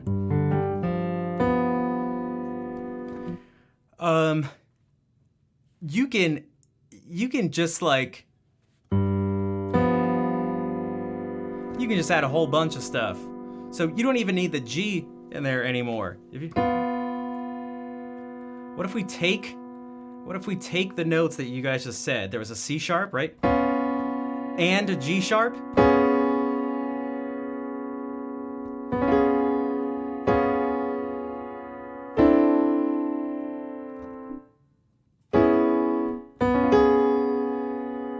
Now this ends up sounding like a different chord because we don't have a, but we can still make it go to C.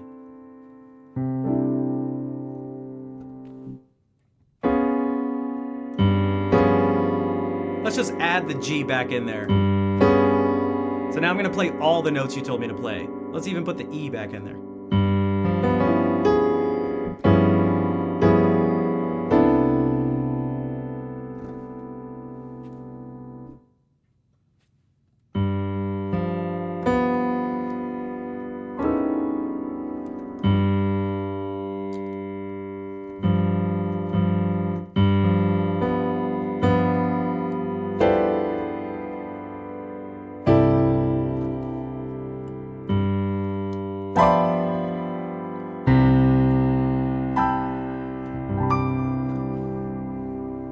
It doesn't, you can play whatever you want.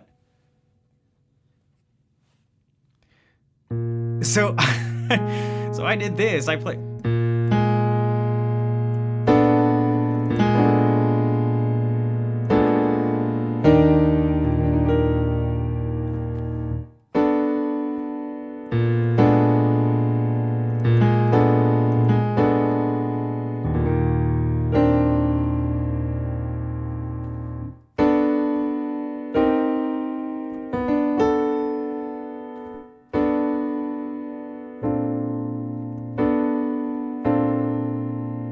I could actually make this same chord go to E flat if I wanted.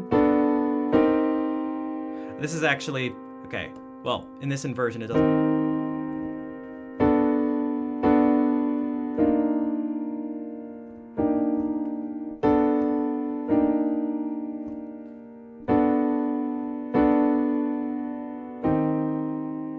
Or you could make it go to B flat.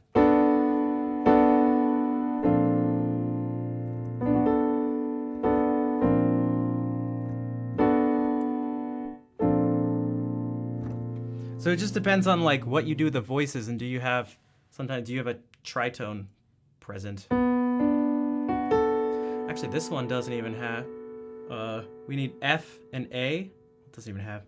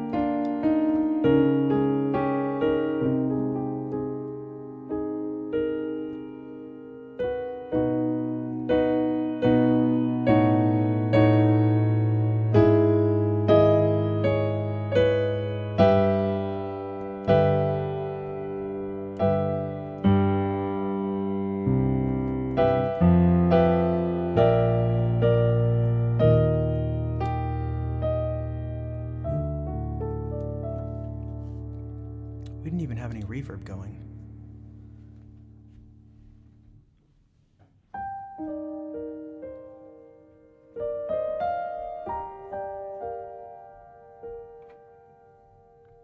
Asgard.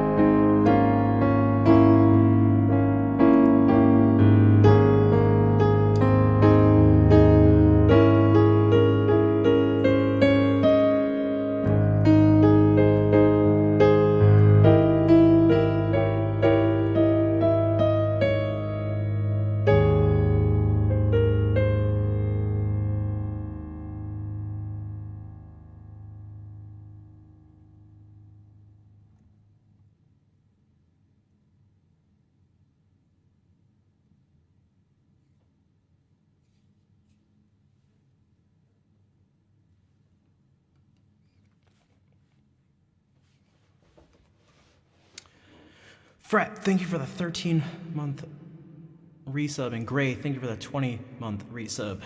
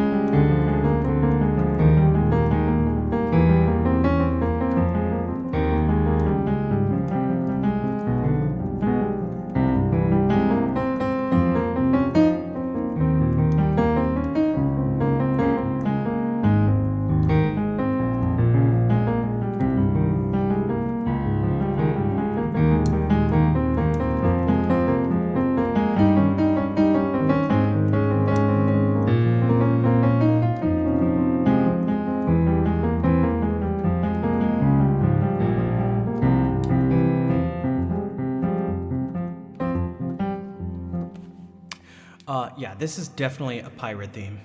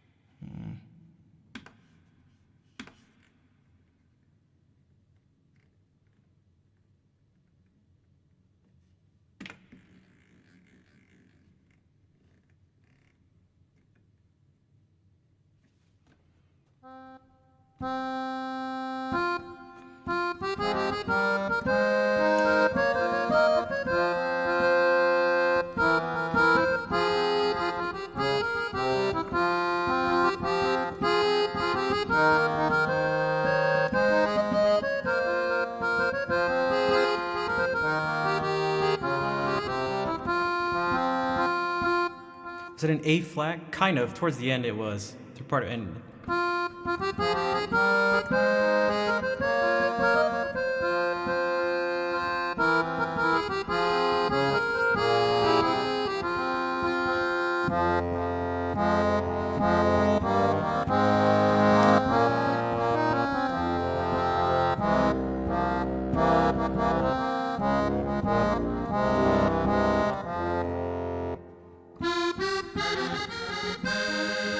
too much baguette.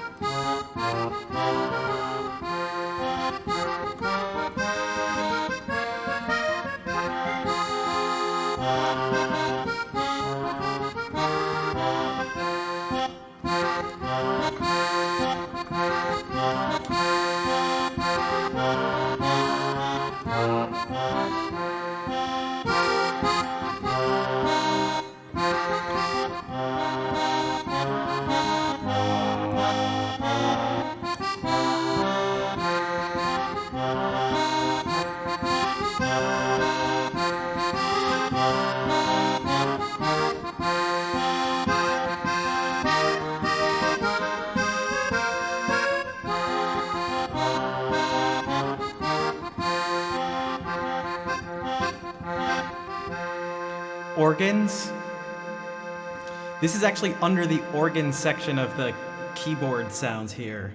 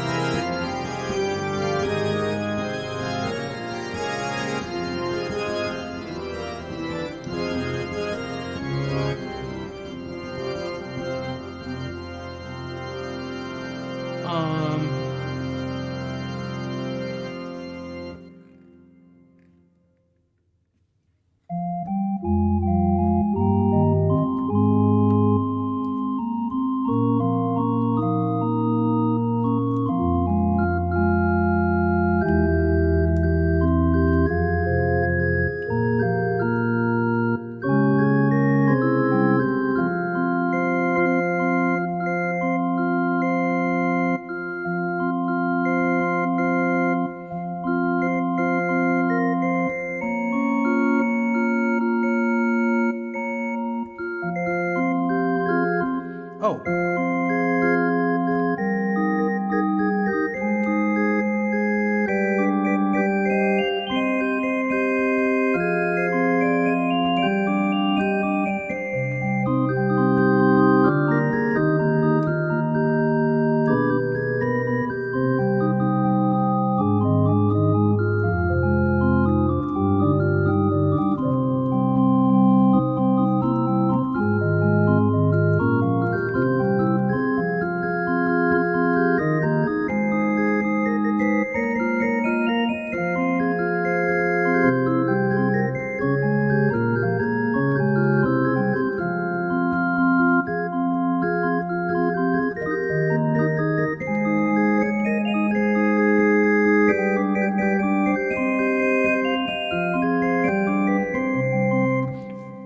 That's an awesome way to, that's a nice way to, modulate.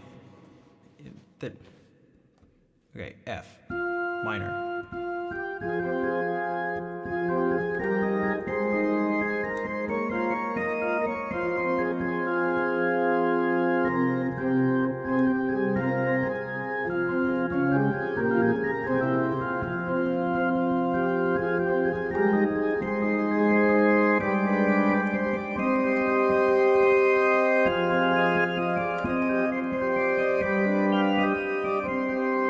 Now we found our way to C minor.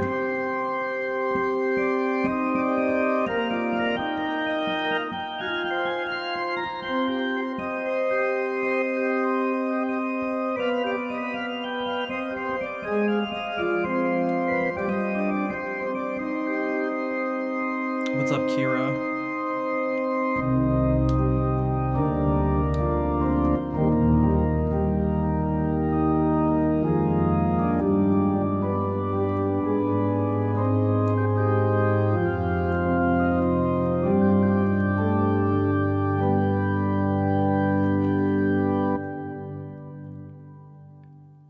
parts are at their height, like pirates, how we think of pirates. I don't know much about the history of the accordion, honestly.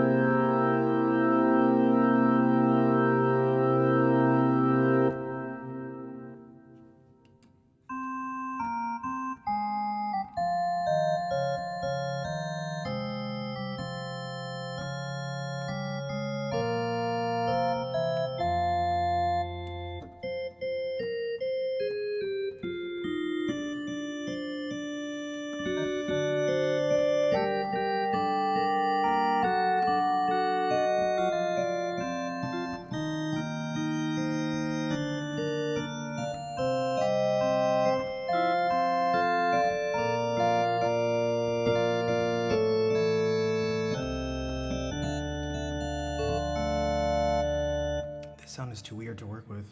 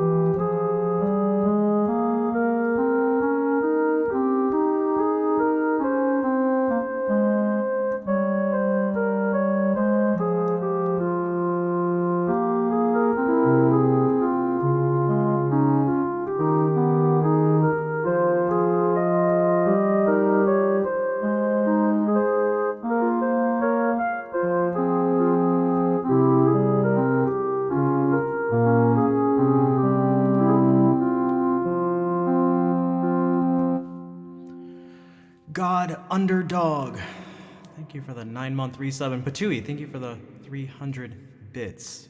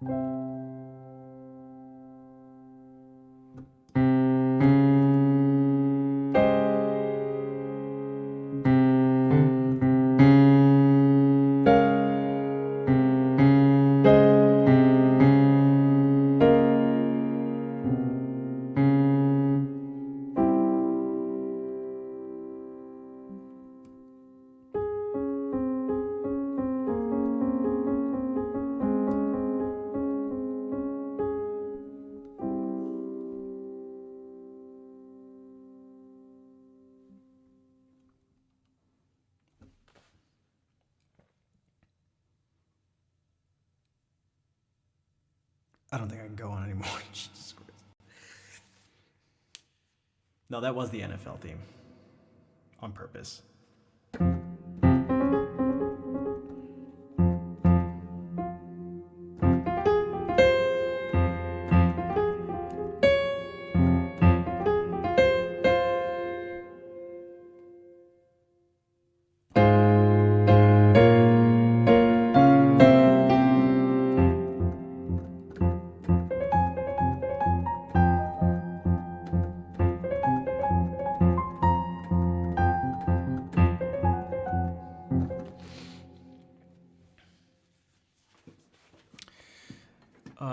Doing the improvisation stuff like that can be quite draining when it's done for an extended period of time.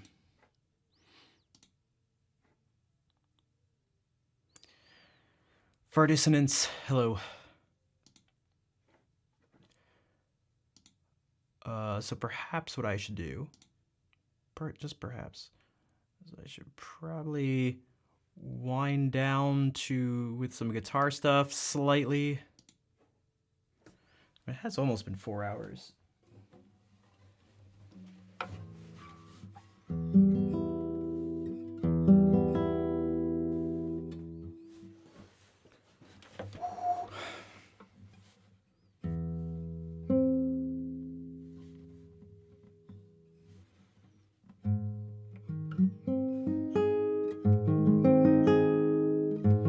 Streamed on the LT. I don't even know if I'm gonna I essentially have no desire to watch it. I just don't care. The top is cedar, and the back and sides are Indian rosewood. Also, golf Spieler.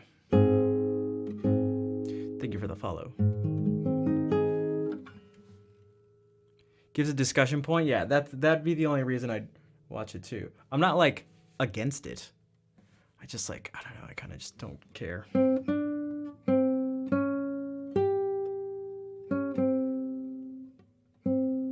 Thanks, Vol. There was a lot in there. There's 50 different improvisations. There was a lot of stuff. From a pirate theme to Full House variations to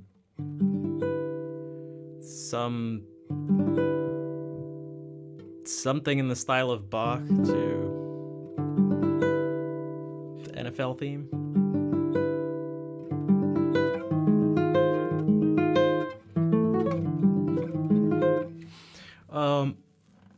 I guess I can say though that if anyone was watching and enjoyed that and would like to help support, following, subscribing, cheering, donating, it all helps so I can continue to do this for all of you, and hopefully one day do it,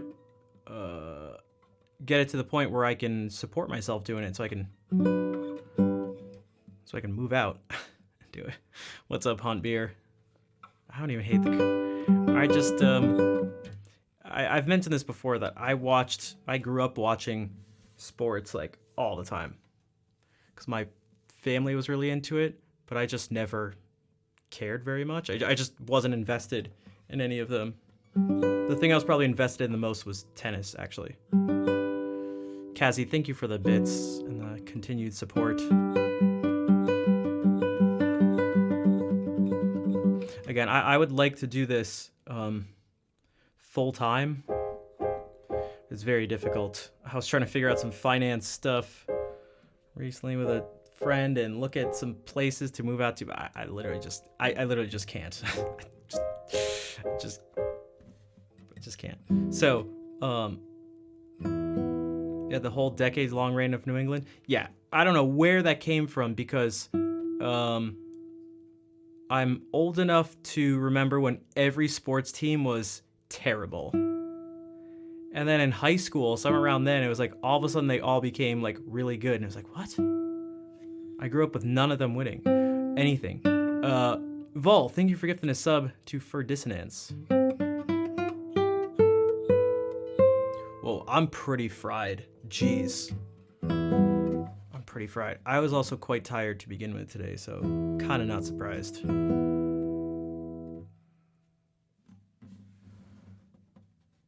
we can bring it down a tiny bit.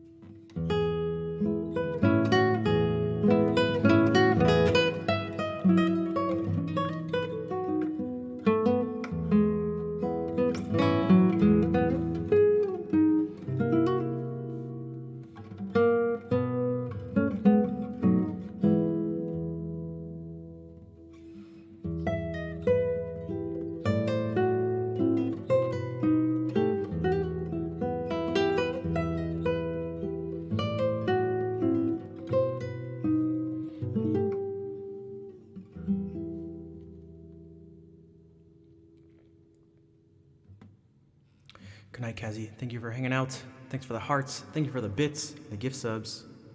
There's at least one gift sub.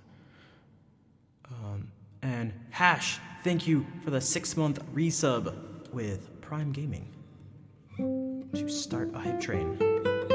Thank you for the support.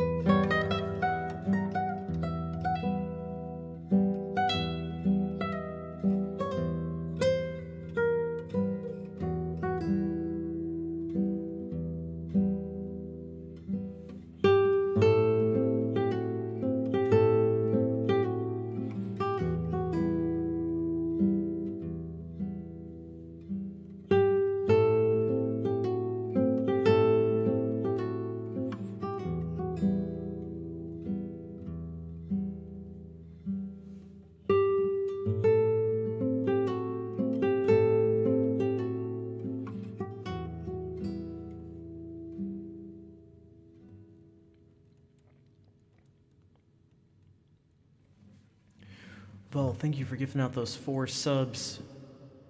Good night, Clumsy, if you're still here. And Cass, thank you for giving that sub to Freaks 904.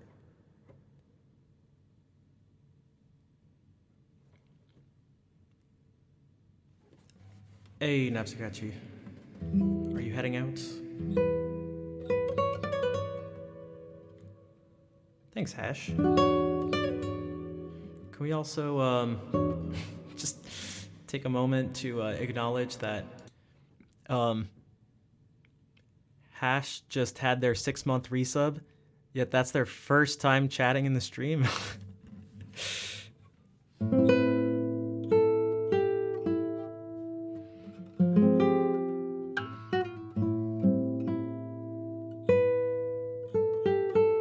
That always trips me up when that happens. You are going to bed? All right. Good night, Napsukachi. Bonne nuit. Ultimate lurker. Yeah, that's some. Geez, that's some intense lurking. I respect it on just the. I just respect it on a lurking level. I do appreciate the support as well, though.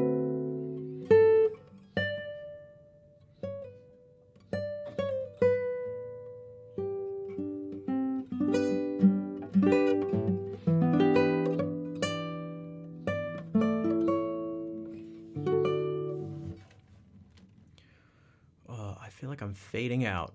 I feel like I'm fading out. Which is why that song was really nice. It fit it.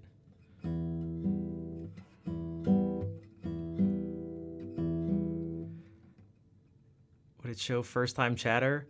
I may have said something in her stream before. I'm pretty sure I can't remember what I said.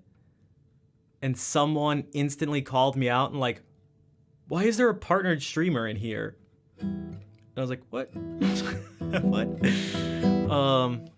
Thank you guys for the support.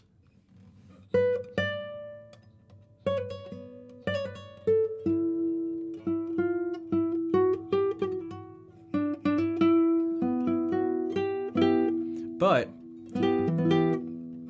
I have been subbed to her channel for 8 months, or 8 different times.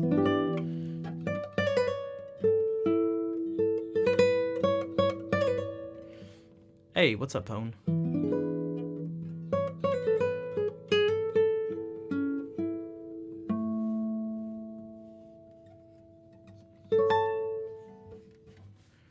Redeem the blindfolded challenge. That's easy now. I'm already half asleep.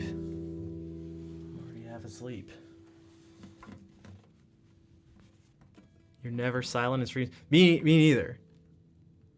Just one single minor major chord. Sammy, thank you for the follow.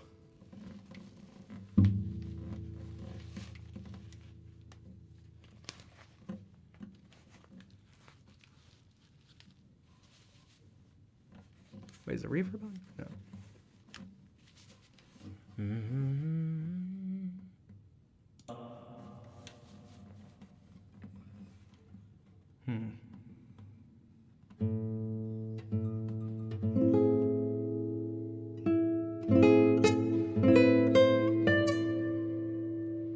that context, that's where it feels dark, when it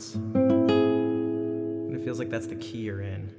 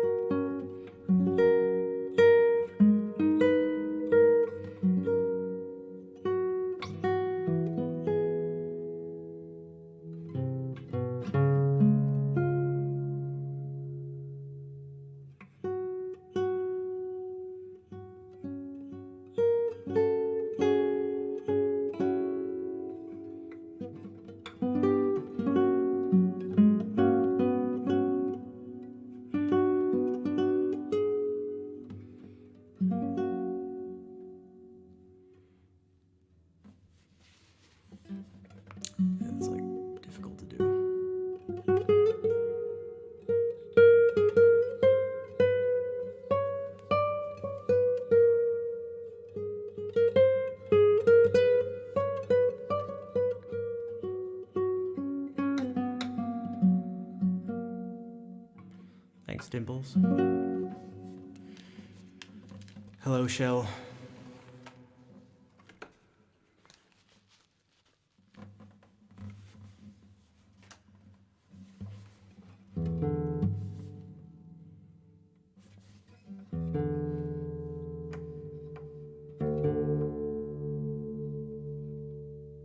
Okay, I'm gonna play the ending song. Let me think for a second. Okay, I can't do that. I'm trying to think of a place to stick that chord in. I'll have to keep it in mind as I play through. Okay. So thank you all for being here. Let's do this.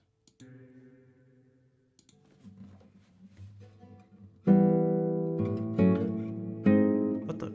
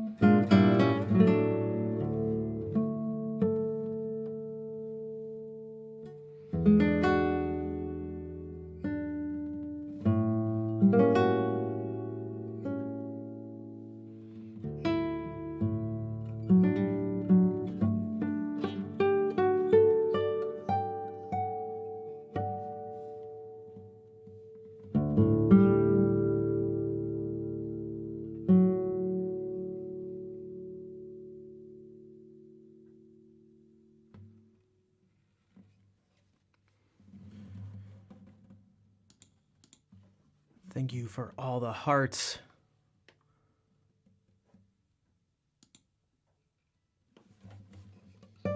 I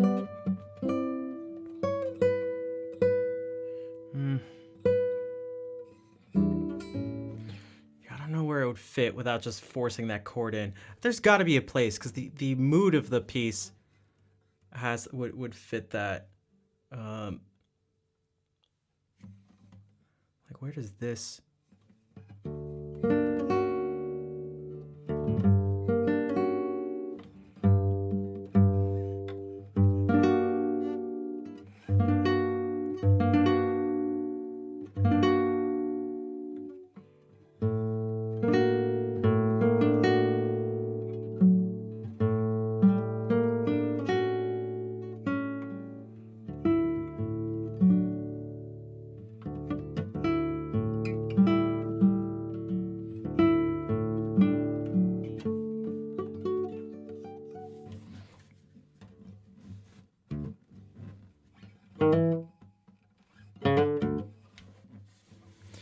Okay.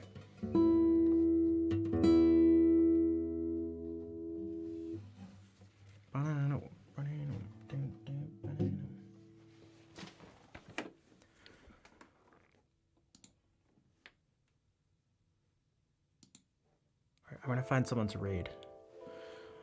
You are welcome, Fair. Thank you for being here. I know you came kind of later in the stream, but it's all good. All right.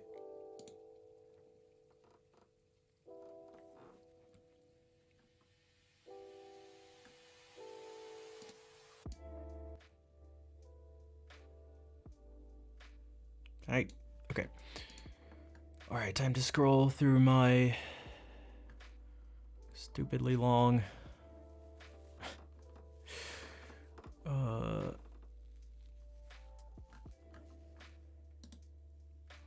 following list. Let's see, that's a person.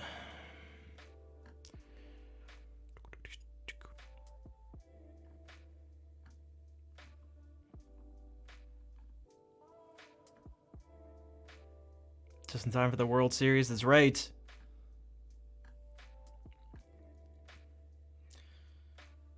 I hear the Bruins are playing the Bulls in the World Series.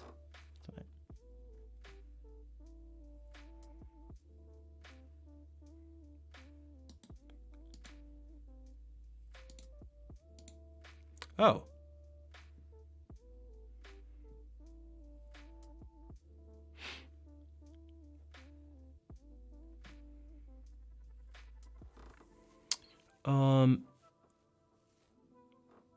So I mentioned, yes, the Avalanche.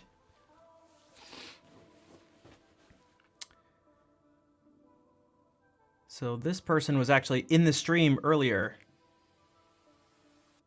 This is Bethany Anywhere Music. See what they did that? Bethany Anywhere Music. And so we can, I've definitely never rated her before.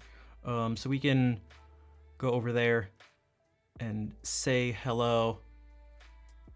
Oh, Hannah, you're just, you're just in time for a raid. Oh, aren't you watching the Super Bowl right now? You must be really into it.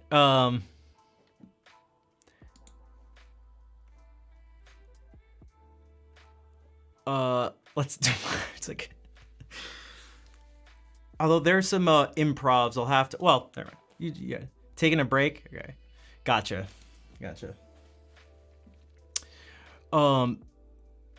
Okay, so I was just saying, yeah, copy those raid calls.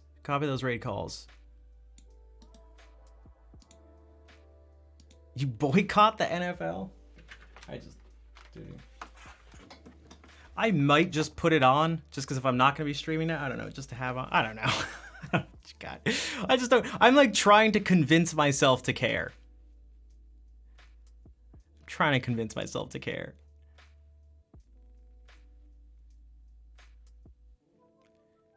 Press 1 if I should watch the rest of the Super Bowl. Press 2 if I shouldn't. You don't have to care. I know, and I don't care. But I feel like I should want to have to like to be able to have the thought about caring.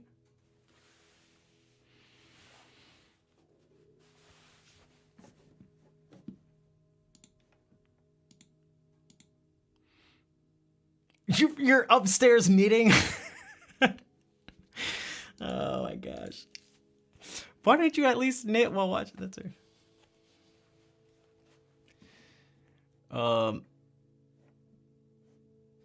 Oh man. All right. I mean, knitting while watching football. I don't think there's anything strange about that. Although, what the hell am I talking about? You're here watching the stream, so you know what? Yeah, screw the Super Bowl. Yeah, that's right.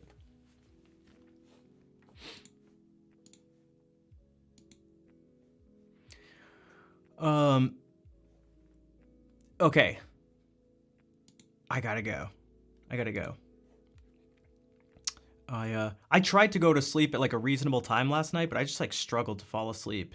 And then I forced myself to get up early. Not early for me, because I feel like I just have to, even on the days. I think it's, my theory right now is it's better to get up sort of at the same time and an earlier time, even if it means less sleep. I feel like I just have to do it, but I feel pretty tired. Okay, so, all right, so I was saying, so this whole time I've had Bethany stream up. There's now just the very first message. So let's, although it's kind of surprising. I wonder if she got a raid or something, because there's 35 people watching. But we can go over and say hello and bring over the company, I guess. Trying to fix your sleep schedule. Yeah, it's definitely not easy, especially because, you know, your sleep schedule you got off for some reason, so it's probably like I feel like depending on the reason. So if you're someone who's just like can never get on a sleep schedule, like a good one, and you try to fix it, you're not just fighting against the bad sleep schedule, you're fighting against the bad habits that lead to it, as opposed to someone who like is always really good with it, but maybe it was like a, I don't know, someone's birthday weekend or something, or a wedding weekend, and they went and like their sleep schedule got messed up, so it's like, oh, I gotta fix my sleep schedule, and like that person will fix it fast. But if it's messed up and you have just poor habits built up, it's like, oh god, you're fighting against a lot of forces. Selena, hello.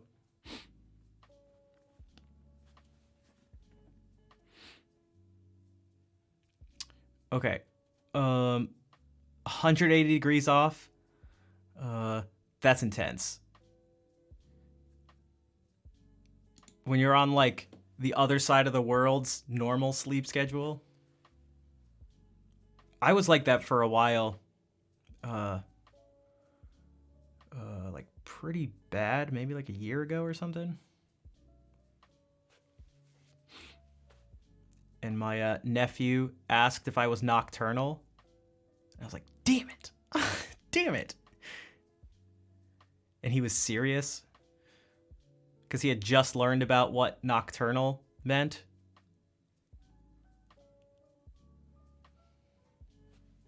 God. How old is he? 5, maybe?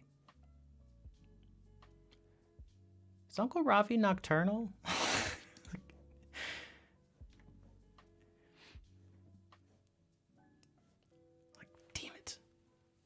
I guess technically.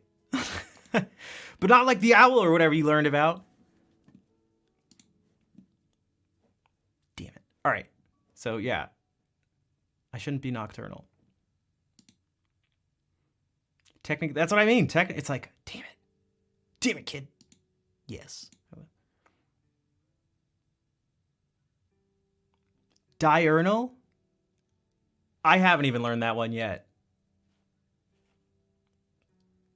Is that when you sleep twice a day? Is that when you do that sleep thing? Do you see people talk about? It's like what humans are really supposed to do is sleep twice a day. Then there's the good old polyphasic sleeping. It's like this hack that Benjamin Franklin and Tesla and Jesus and everybody who's great in the past did. Is the early bird type? Wait, but that would have just been a lie. That would have been a lie. That's like the opposite.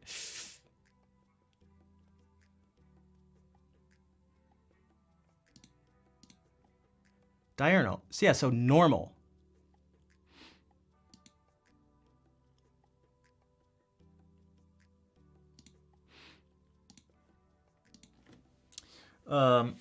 Unless that's like, you know, I don't know. Unless that's like offensive.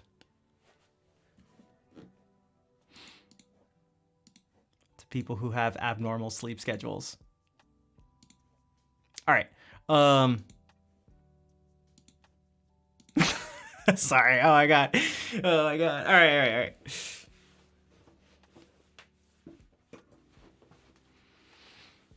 All right, I can't get into this. I can't get into this. I need to eat food. I need to eat food too. As I was playing the ending song, this is something I'm realizing. Whenever I play the ending song, I am legit like a dog.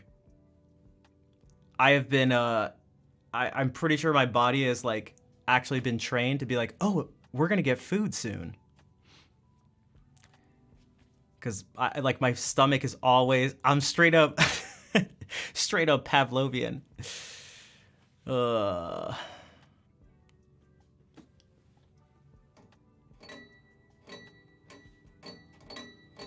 What's that bell? Oh man.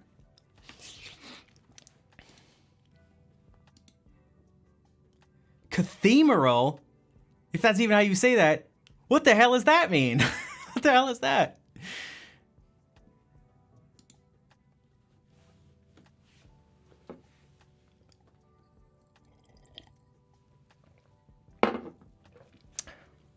All right. Well, actually, I gotta wait for Humpbeer's response. Although I could Google both day and night. Interesting. I don't know. Yeah. Martini Monsters bots. Google Monsters. Martini applies to an activity pattern that is neither prescriptively nocturnal nor diurnal nor crepuscular, but irregularly active at any time of night or day, according to prevailing circumstances. That is, that is accurate. Wait, there we go. All right, all right. What's crepuscular?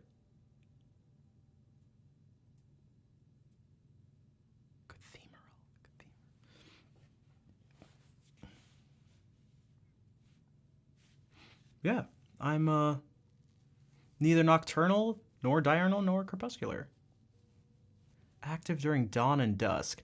Oh, I feel like that actually makes sense for certain animals. Okay, that makes sense. That makes sense that there's a word for that. A word that's used in spelling bees? Yeah, that's probably the only place it's really used. Spelling bee words, it's like, dude, don't you ever use that word in real life. It's more effort to say crepuscular and be like, but that's one word that explains this thing perfectly. It's like, yeah, but no one's gonna understand you. So then they have to go, what does that mean? Or pretend, and then you have to say the definition anyway. So just be like, someone who's awake at dawn and dusk. Way quicker.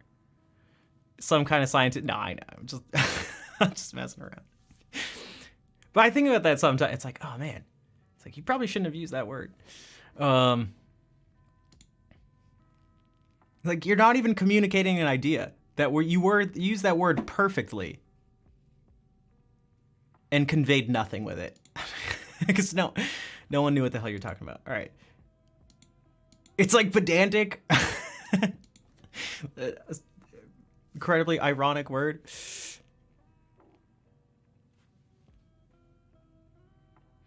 All right.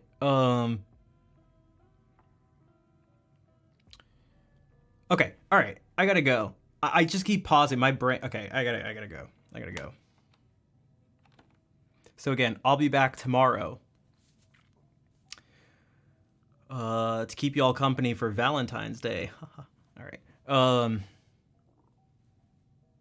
I can't wait to see. I was gonna say I can't wait to see the ASMR and just chatting categories tomorrow, but that's all right.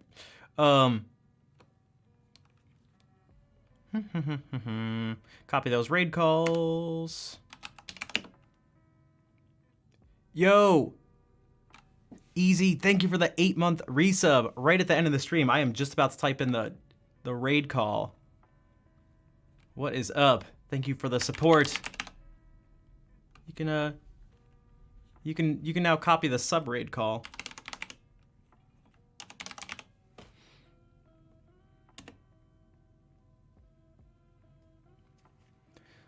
But thank you. I do appreciate it. Yeah, copy that raid call. And yeah, thank you everyone for hanging out. Extra sort of special thank you to those who, I guess you could say, participated as we figured out the solemnization and Musica Ficta stuff, because I know that was like quite advanced. But yeah, I would like to be able to do that stuff more. So yeah. Schrumpf. Hello. Also, goodbye. We are about to head out. Come on the raid with us. Unless you've been here lurking.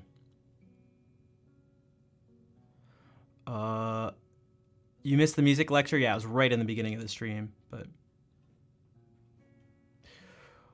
Okay. Let's do this. Thank you, everyone, for hanging out. Yeah, check out the VOD on YouTube. It'll be up later. And, yeah, thank you, everyone, for hanging out. Let's say hey to Bethany, and I will see you all later. I've had it for like a year. And he's like, oh, I never use it. So I'm like, okay, I will happily use this until you want it back. Ah!